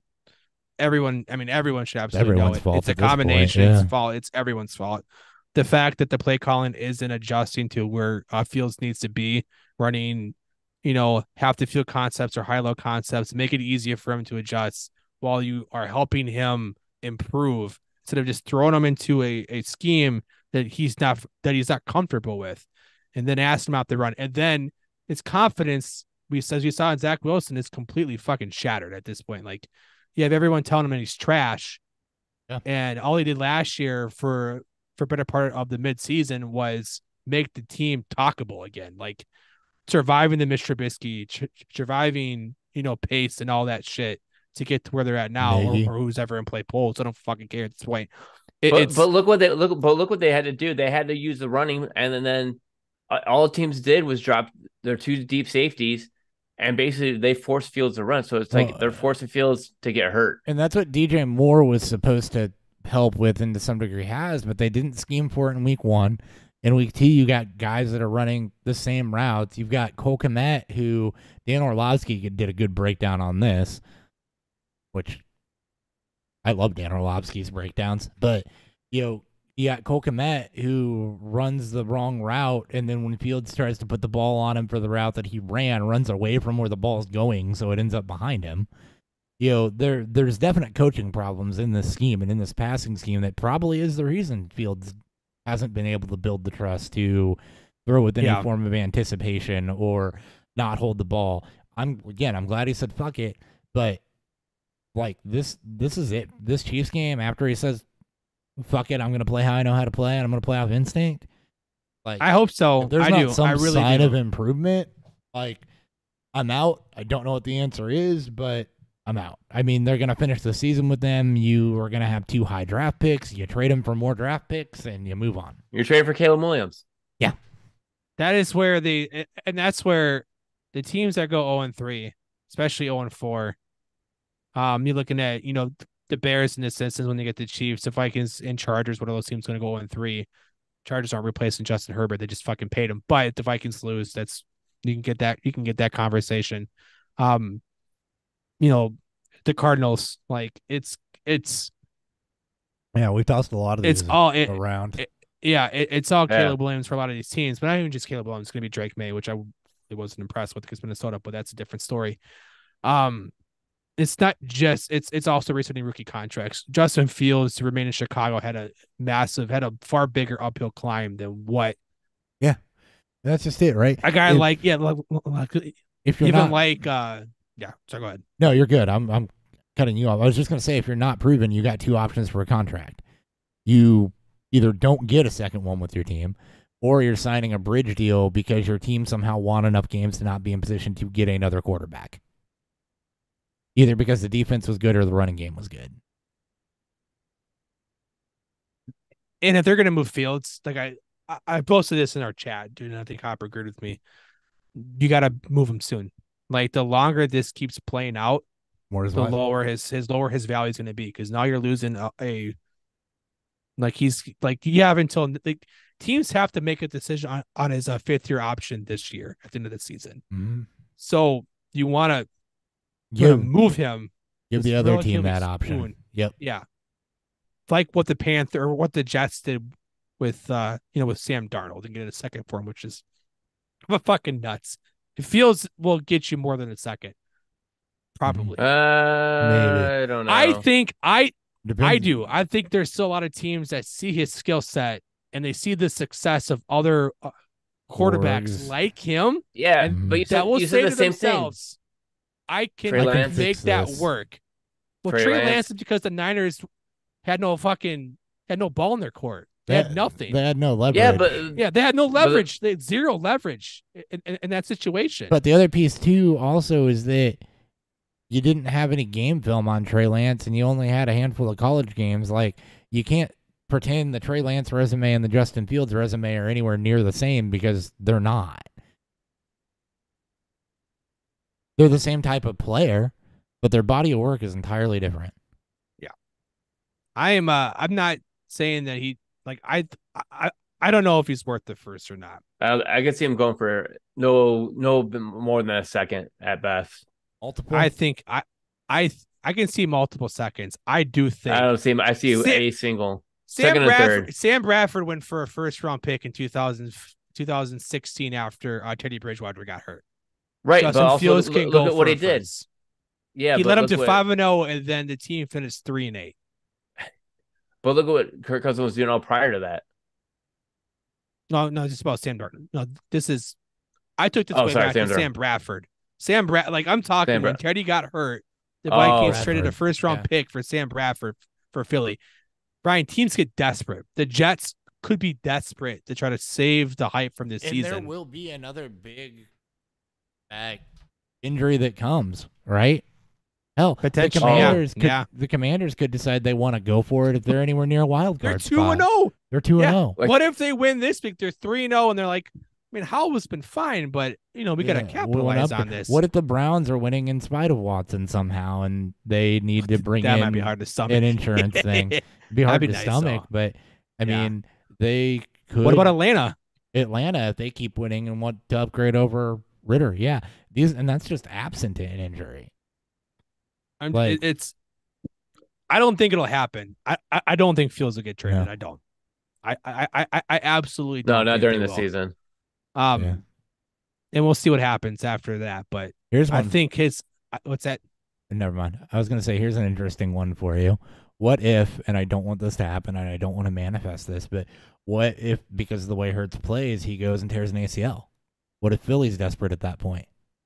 Oh, I mean, at that Carson point, Wentz. yes, Yeah. you're going to see a lot of. You're going to see A lot Yeah, of but things. this- But Wentz looked not- fucking terrible the final two. Like he looked toast. that's the Jaguars' Indy and in plan Washington. if something happens to That's Lawrence. like Buffalo's. Like I mean, like you can make. I mean, with that argument, make a lot of any team arguments can for make any that plan. injuries. Yes. but just outside of injuries. But yeah, I think that's what we're all looking for. Fields is the most. And the Eagles have Mariota, so Yeah. maybe they wouldn't. Maybe they wouldn't. Fields is going to be the most intriguing thing to watch. If he plays well this week and Chicago loses, which I think we all expect him to do. Yeah. Yep. Again, Well, if he plays well this week, though, maybe Chicago does decide to go one more season with 2 high draft picks and try to get him some additional offensive line and receiver help and make a run at it. And yeah, if he plays well for the year, and build up the rest of the team. They don't have a That's the- pass rush either. yeah, So yeah. That is the hope is that just because you trade Fields away, do you really want to bring a quarterback into the situation that's there right now? Which, right, and that's why you need to move. Yeah, Like to your it point, looks that's bad. why you need to move him early. You need to move him sooner Yeah. rather than later if he doesn't progress, because you don't want him to tank his value. But if he does show sign of progression, if you're the Bears, then you don't move off of it. You go solidify your O-line, add receiver depth, and actually get a pass rush on defense, which their secondary players are good, their linebackers are good, they have no pass rush, which exposes a lot of shit. You go get a pass rush, you fix a lot of that. And they're going to have the draft picks and the cap space again to do it. it's that and Cousins. Those are the 2 quarterback situations I am totally watching. The trade deadline's in It's a while. late October, early November. I know it got pushed back to where it was. I think you're going to see a little more movement too. I don't October remember if it- 31st. Halloween is the trade deadline. Okay, perfect. Yeah. How fitting. I think watching how Minnesota and Chicago keep playing the next 6 weeks. Yep. Going to be extremely telling to what their market looks like, especially with Cousins and Fields likely not being there next year if things don't go their way. Yeah. Fundamentally, the Bears need to sell the team. Jim McMahon said it best. This is Please sell the team. Yeah. Jim McMahon said it best. This is a team that values positions from decades ago. Yeah. They're valuing linebackers and they're valuing running backs, and they're not valuing the quarterback, the receiving game, or the pass rush. And they've been that way for years. That's why they don't have a 4,000-yard passer. That's why Fields has yet to have a 300-yard game. And the reason that they look worse because of that being how they want to run it, I think is fully in part because they lost David Montgomery. Yeah. Yeah. I mean, they had a really easy schedule within it. Like, they just lost any, like, I don't know if it was just one player that it's the reason why they're struggling the way that they are. No, it's not. It's it's coaching. it's but shock. Yes, but I mean, it's just it didn't help. it's no, it didn't. It's shocking. It's the same thing with like Minnesota with moving on from Cook. Yeah. Like somehow it got that much worse. All right. Anything No, we can move else on. from last week No. that we want to talk about other than talked a lot of- quarterbacks? Anything else that we want to discuss or cover from? Oh, I will make one note, just in general. Mhm. Don't get super desperate to trade. If you lost your running backs, don't make bad trades. Because you're Losing desperate. a lot, losing significant value, just to get a starting running back. Solidify a running back position. Just wait. Just like Whether it's bad. It's bad all around. Don't go out trading, Stephon Diggs for, Kyron Williams, which someone said happened today. People are doing it. I know. Don't sell, consistency top end play at the wide receiver position because you're struggling at running back. Like, you're not gonna get the same. I mean, I know Kyron's played great, but eventually, and maybe not, but size wise, I have a hard time seeing him hold up to a full season. And I easily see the Rams bringing somebody else in to at least alleviate the touches he gets. Yeah. Especially running touches. Yeah. The only other thing I want to call out are some guys that are popping under the radar from target volume or otherwise that you should be paying attention to. So the names that I have down here, I'm going to pull up. Stuck out from me with them. So we'll start with Jaden Reed. Packers, we know, are looking for an alpha receiver. Christian Watson was who a lot of people anticipated, but he's been hurt. So low reception rate for Reed to start his career, but we saw some flashes of him and Dontavian Wicks last week in that game against Atlanta. Dude's got 13 targets to start his career. Jaden Reed does. 6 receptions, 85 yards, 2 touchdowns last week. You expect the productivity to come as long as the volume stays there. So that's one call out. You want to go Watson should return this. I think Watson's slated to return this week, which should help the coverage situation. And yeah, that might push Torrey we'll or see if that Dontavian Wicks, but we'll see. Yeah, Reed's a good call. Reed's a good call, but that way the whole offense runs I've been noticing it's very balanced when it comes to target distribution. He's the target. So he's the target guy right now. Leader. I think Torrey and Wicks reach like 4 or 5 apiece. So I thought Dobbs was right there with him. Forget about Dobbs. Dobbs had one game. Did he do much last week? I don't remember hearing. I don't think he did much last week. I think he might have the target. He had 3 last week. Oh yeah, 3 targets. All right. So Reed had 8 above where. Yeah, he was the tier above where the other guys were. Reed was. But I think the week before it might have been a Dobbs week. It was Dobbs week 1. It was Dobbs week 1. It was absolutely. But Dobbs had 2 touchdowns week 1. Yeah, but he only had 5 targets in week 1. So, he wasn't up in the 8 range like Dobbs. And so what happened is that Wicks only had 4. What happened is that Reed went up while Dobbs stayed damn near the same, plus or minus a target or 2. So okay. My favorite free pickup has been Robert Woods. As of Tuesday, he was only rostered in 16% of sleeper leagues. He's got 19 targets through the first 2 weeks, 12 receptions, 131 yards. Hasn't found the end zone yet. But this is a dude that's getting 8 to 10 targets a game on a Texans team that's not good. That's going to have to pass just to stay in games. Houston is letting Stroud just Yep. Throw it away. Fucking Let it throw it. Just throw it. And it's great. It's been fantastic for Nico Collins. It's been great. Yep. It's going to be great for Tank Bell, and it's been great for the veteran slot in Woods. Yeah. It's Sonic Houston keeps letting them throw, and they get Jacksonville this week. Yeah. 11 and 11 and 13 PPR points without touchdowns. These are the players that I like. These are the ones that give your team depth to where you can plug them in and they don't kill you, and he's free. So very under the radar there. Other guys, Zay Jones has seen a decent amount of target volume in Jacksonville, although he did absolutely nothing with it.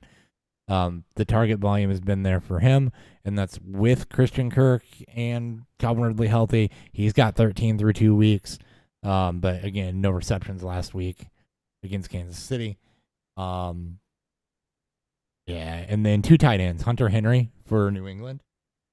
So I don't believe he was drafted in a lot of areas for redraft, but he's 13 targets for a tight end through 2 weeks, 100 yards already, two touchdowns. So New England is obviously having an offensive coordinator is helping them. They're playing better, and he's been consistent, 50-plus yards, 2 touchdowns, 13 targets through the first 2 weeks for Hunter Henry. He's looking like what people were targeting Kometz and Freiermuth to be through the first couple weeks. And the other guy, rookie tight end production, Sam Laporta. Yeah. Yes. Especially with how bad tight ends have been to start these 2 weeks. Laporta's he's top 5, top 3 right now. I think it's 11 targets and over 100 yards. Also hasn't found the end zone, but again, you're getting 5-6 targets as a tight end. You're a tight end 1. Congratulations. And most tight ends don't find the tight end or find the end zone anyway. So yep. No, it's really bad. No, it's been a very bad start to the season for tight ends. Yep. So a couple under the radar things looking out. I wrote names down as I was going through I was sitting here watching Red Zone on guys like, they actually seem to be doing something. I should look at that. So, yeah, actually, I'd like to mention one more tight end too, and he might not be a good play this week just because it's up against the Cowboys, but it's Zach Ertz. Past 2 games he has 18 targets. Yeah, he had 10 in week 1, 8 in week 2. So, and he had almost touchdown last week, which it doesn't show on the stat line. He's just overthrown on it. And people say, well, he's old, but it's like, well, so is Travis Kelce. So let's move on from the whole age thing. Ertz is the only productive. Well, Marquise Brown, if they're going to let Josh Jobs throw it like crazy, that's only good for Broad and Ertz because that's where all the consolidated targets are going to go to right now. Yep. So it's a good call out, Ryan. Like the Ertz call. Yep. A little dynasty call out here too for Luke Musgrave. He's getting not like redraft productivity, but he's getting targets, looks, and he's on the field in year 1. So just a little dynasty call out there for Musgrave. Like it. Yeah, because a lot of people are like heavy on Ferguson right now. But if you watch any part of that game, Ferguson's terrible. All those tight ends were getting targeted. Yep. So it's like, yeah, and exactly just like you said, Albert, like he's inefficient. He drops the ball. He's not a receiver. He's a blocker. That's why Hendershot was always my pick. Was always the guy I was more interested in there because he's more built on Schoonover when he's healthy. But Hendershot was the other one I was like, okay, maybe because he's more athletic. You just basically want to draft, you just basically want to go out. Wish you could just go out there and pick up Dallas tight end. Now you have to pick up any one of them. Just pick up the whole team. Just throw one. Yeah. Team tight end. I want team Dallas tight end, please. Actually, do a league like that. We should have put 8 that. Teams. We should have put 8 that team in the league. You draft. You do team tight end. You just do full on teams. It's 18 league, and you have to get positional by team. Yep. Oh, yep. You just draft a team. Positional by team. I'm good with that. I like it. Let's do it. Let's do it next year. All right. Fuck it. Preview time. Yeah. All right. Preview time real quick. One thing to talk about going into this week. I want to talk more general strategy here than actual players or games or anything like that to start. If you're 0-2. 0-1, you don't panic. 0-2, you panic a little bit. But still don't go full tilt because it's a long season. But you should be every week figuring out what went wrong, right? Like, so for me, I'm not 0-2 a lot of places that I don't want to be 0-2 at. Dynasty is a weird beast. But what I'm looking at is, okay, do I have a position group that's consistently underperforming like wide receiver? You know, do I have a surplus of running backs? And bring this up because I do in a couple places. You know, so go out and start kicking trades around, start looking at teams that you might want to kick trades around with here over the next week or two. Throw some things out there, start to see what you can make happen and look to move people as you figure out where you have a surplus and where you have a deficiency and how you can move things around and make things happen and start identifying potential trade partners and things that you need to do. But also just you should be watching player performances too. If you're just that way, because I've done this too, where you've had guys on your bench that are blowing up because maybe you cooled on them on week 1 and flipped them out, or because they were a question mark, it wasn't somebody with proven track record, new team, whatever.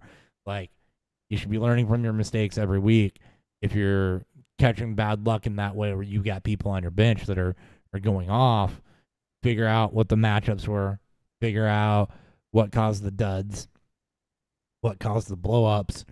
You're going to start trying to figure out what to believe here as you go forward and plugging some of those guys back into lineups. You should also not be holding on to, like, redraft is not dynasty. If you grabbed a rookie, a young guy, somebody that you thought had more opportunity and they're not panning out, they're not getting target volume, they're not showing anything, like, you should be turning those guys for, the Robert Woods of the world, the Hunter Henrys and the Sam Laportas if you need tight end help. You should be turning that at this point for these guys that are getting productivity that maybe you didn't think about. The Puka Nakuas. Yes. Tutu Atwells. Yes. Don't be Pay afraid attention. to change it. Don't be afraid to change your tune. Yeah. You have to be flexible. You can't hold on to your priors. You can't take L's while you're holding on to something, waiting for it to pan out and redraft. Yeah. It's again, you're 0-2. You can, in redraft especially, you still have a lot to play for. There's still a lot that you can do. Start looking at, future matchups. Try to make some trades that maybe could help you win in the long time. Like, your entire goal at that point is to get yourself back up to 500 and then just keep edging your way up there. And if it doesn't work out, it doesn't work out. But it's there's a lot of reasons why teams are 0-2. Catching bad luck in matchups. Maybe your team sucks, and that's just the way that it goes. Injuries, some years, bad luck. everyone gets hurt. Yeah, it's been 2 weeks, and Swift did nothing week 1, so he pulled off of it in week 2, and then he blows up in week 2. Yeah, you didn't start Puka Nacua because you didn't know anything, and then he played San Francisco, so you put him on the bench because it was supposed to be a difficult matchup. Drake London gives you a 0 burger, and then comes out and actually has more of the game you'd expect him to have. So you put him back in for another 0 burger. Yeah. Well, that's why, right? We always say we don't even start to know anything until week 3, because week 3 is when you have enough things under your belt to say, all right, this has happened. This has happened. This thing has happened more than this other thing has happened. You can start to say that for some things. So. Yep, for sure. All right. I'm the 0-2 DeAndre Swift owner too, so don't feel bad. I am that in one league. I'm 0-2 and I have Puka Nacua, and I have yet to play because again, I forgot. I forgot that I have too many leagues. That's another problem. Fucking 20 and targets. B, he also played against San Francisco, and I was a little hesitant. I was so low on him against San Francisco. I'm like, yeah, he ain't gonna do anything. A lot of people were. And then 20 targets. Not this week, and not for I've changed my tune. Hey, you know who wasn't low on him last week? Did you play him? Me, I mean, oh yeah, I did. Everywhere I had him. Yeah. Should have, but it is what it is. I only have him in one league, so I ended up picking. I didn't draft him anywhere, but I picked him up in 2. So, which, by the way, since those leagues didn't use Fab, you know how my week 1 went. Yeah. All right.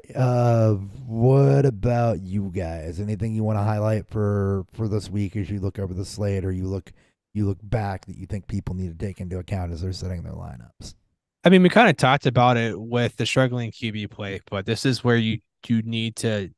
It's okay to, especially in single QB. It's okay to sit some of your struggling guys you drafted high when you got guys like Stroud with a good matchup, Baker with a good matchup. And they're viable streaming options. How I'm looking for we're watching. How potentially, but with how well Washington's playing, it's it's fine to sit those starters, the guys you thought were going to take you to the promised land. Don't hinge so much on I got to play Burrow because I spent the 5th round pick on him. Like, no, it's okay to pivot to Stroud. Like, I give you all the permissions in the world to do that. I'm gonna say same with like running backs, because I'm like sitting here looking quickly at like the top 10, and I'm like, okay, then after that, it's a total like shit show. Running backs are hard right now. Yeah, like it's fucking rough. Like running backs are like the new tight ends right now because I don't know who to freaking start anymore. No, I don't either. So are they gonna blow up? Like, I don't know. That's what? Yeah, exactly. Yeah. No, I'm sorry, I kidding. Just what? Someone traded Puka for Amon-Ra. Good on whoever's on the Amon-Ra side on that, I guess. Yeah. Hopefully. Is he going to play this week, Ryan? Amon-Ra? Ooh, Amon-Ra? Yeah, he's full go again. He's back in practice today. Yeah, with his turf toe, so he had the steel toe on. Yeah. He'll play. God, running backs are so ugly. That's why we didn't talk about him, Dan, because he was back at practice today. So I didn't even put it in there. Same thing with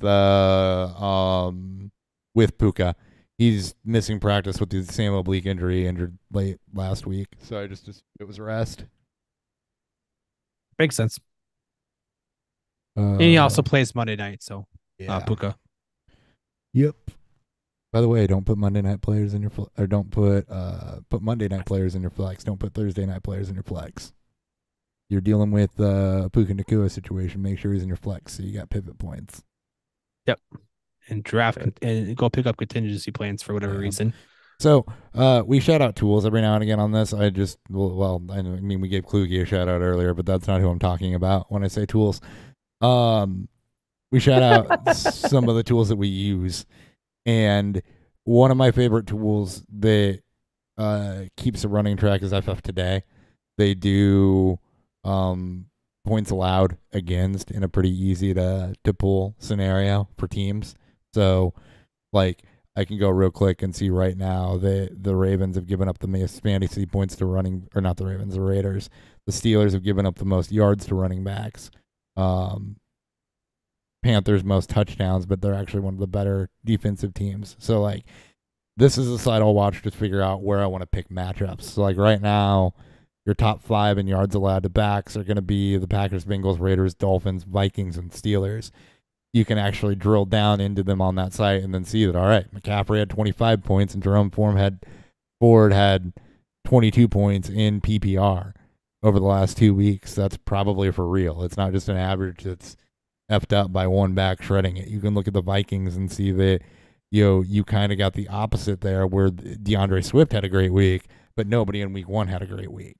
And start to drill down from that. So as you're looking at the back situation, same thing with tight ends, and this is actually how we find streamers too. Use that tool to your advantage. Drill down, look at how teams are doing it. You can sort by stats on the site. So, if there's a team that has a high receiving back and you've got a team that's giving up a lot to receiving backs, then, even if it's a role player, you might be good there. So right now the Bears have only given up 174 yards on the ground. They've given up 133 through the air. So you got a pass catching back against the Bears, you might be in good shape. Could be a Jerick McKinnon week. Who knows? Yep. Yeah. I hate running backs this week. I hate running backs, period. So does the NFL. So does NFL. Yeah. All right. We all fit in. Anything else for things to pay attention to this week before we go to streamers and game?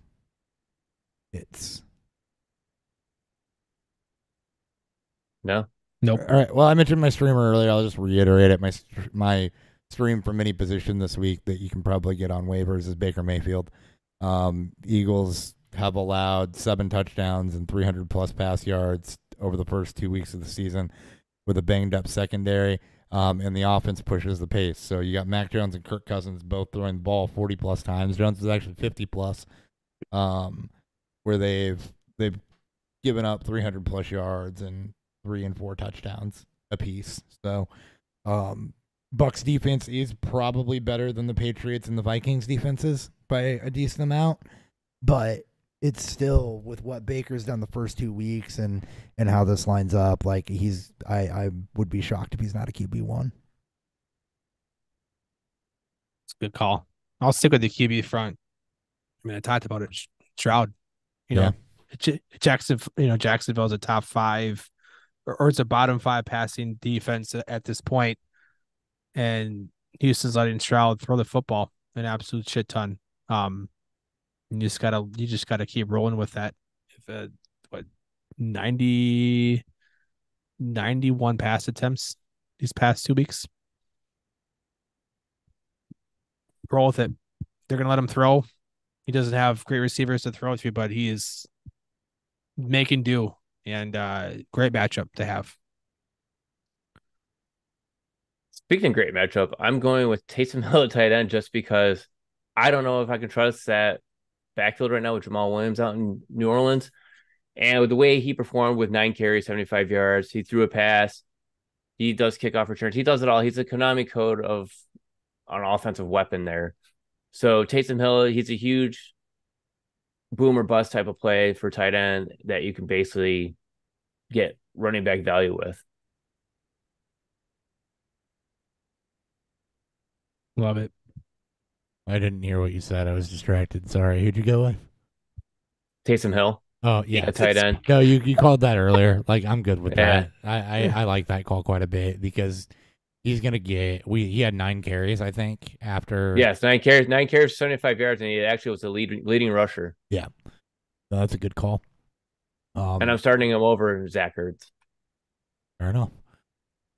All right, my games to target this week. We talked about it already, but Bucks versus the Eagles. That includes pretty much when we say chalk, right? So Bucks versus the Eagles. That Chiefs Bears game, like I'm completely okay with targeting that one. I really do firmly believe this is a gut thing. I really do firmly believe because every time somebody says I'm going to say fuck it or the game slowed down or whatever, they have a huge game. And when it's the quarterback that's saying that and is going to have a huge game, then that's good for receivers too. So that Bears-Chiefs game, I like that quite a bit. Jaguars-Texans, Dan, you already called out Stroud. But going the other way around, I like that. Vikings-Chargers should be the high-scoring game of the week. And, Love that game. Should be. Yeah. And then Should be. Falcons-Lions is another one I like quite a bit with what the Falcons did last week and what the Lions have been. I'm on board with those. So those are the games that I've picked as like target players in these. And yeah, you guys got anything to add looking at the slate there? I do like Miami-Denver at Miami. Yeah. Denver's defense has not been fantastic, and They allowed Sam Howell to make a comeback against them. They have not been great. That was an awesome game. And that was an awesome throw, though. And Peyton's got, people have said Russ has been bad, but that's not the case. Peyton's got Russ kind of back to, Russ never was good because of volume. He was good because of efficiency. Yep. And Peyton's getting Russ back to some of that efficiency, I think. People probably are like, he's been bad because Cortland Sutton hasn't done anything, and neither is Jerry Jeudy. But guess who did? Something called the Bobby Johnson or something like that. Bobby Jackson? Bobby Johnson? I don't know. Bobby something. I picked him up in Dynasty where I'm rebuilding, but yeah. He's at a 7.6% touchdown rate, which would be his highest since 2020 right now. Only 2 games. It's a small sample size, but his career is 5.9. He gets it done when he's above 6, and that's trending the right direction, and his interception rate's back low. A lot of the peripherals for Russell Wilson are getting back in line with where they were in Seattle versus where they were last season because Peyton is starting to utilize it in the way that he was utilized in Seattle. That's why everyone called let Russ cook, right? But let Russ Cook wasn't really a Wait. thing. He never got close to 600 pass attempts. He's was always just efficient. Easy bake oven. Any other games there? No. No, you nailed That's a them lot all. of games. That's a lot of games too. Yeah. You highlighted. Yeah. So Yep. The ones that I would avoid, Cardinals against the Cowboys. Don't love that even without Diggs. Titans, Browns. Titans are near the top of the league in most defensive categories right now, which makes sense for how they play the game. So, for all you that ran out and picked up Jerome Ford, might not be the best idea this week. And Panthers, Seahawks. Panthers again also near the top of the league in most defensive categories right now. I also don't love Saints Packers. Green Bay is a pretty slow pace to play team. Yeah, they've got Saints a good are- secondary. Yeah, Saints are banged up. You can see it done through the air, but Yep. Yeah. And with that one, like Saints Packers, I look at that and I try to highlight things that are like, okay, people might think this is good, but like, so Cowboys against the Cardinals too, the other side of that game. Like, you might be good for Cowboys, you'd think, but that game script goes out of hand. It's not Good for Pollard. good for potentially. Pollard potentially, Should be. but it's not good Yeah. for your receivers if that game script goes completely out of hand. Well, So I they're look at Saints Packers and I'm like, that is probably going to be pretty mediocre. But I don't know that anybody that's looking at that game and thinking that's not going to be mediocre. So yeah. At least with Dallas, they consolidate a lot of Yeah. their targets to fucking one person. CD Lamb. Yeah, like I think you're All of 'em. fine. Dak could maybe pivot from if you want to, but Yep. you're playing Pollard and Lamb for sure. Yep. All right. And that's the show. Thank you guys for tuning in. A little longer. This is our longest one of the regular season. so far. Yeah. But we had a lot of talk on fields and a good amount in the news and trades. There's a lot of good discussion in this episode. So hopefully you enjoyed that. Again, we are not doing Sunday live streams. A lot of good people are. So make sure you tune into those. We'll be back with you next Thursday. Touchdown, Deebo Samuel. Dang it. Did not want that. Yeah, I'm way behind. Goddamn Prime. Yeah, my illegal ripoff stream is fast. How is I this don't, stupid? I don't know. Whatever. I don't know. How do you think I felt last week? I was behind you. I'm watching the main broadcast though. I should be ahead. I know. You should be. Oh, it's a stupid game. Oh well. All right. Catch you next week. Okay, bye. See you guys. Bye.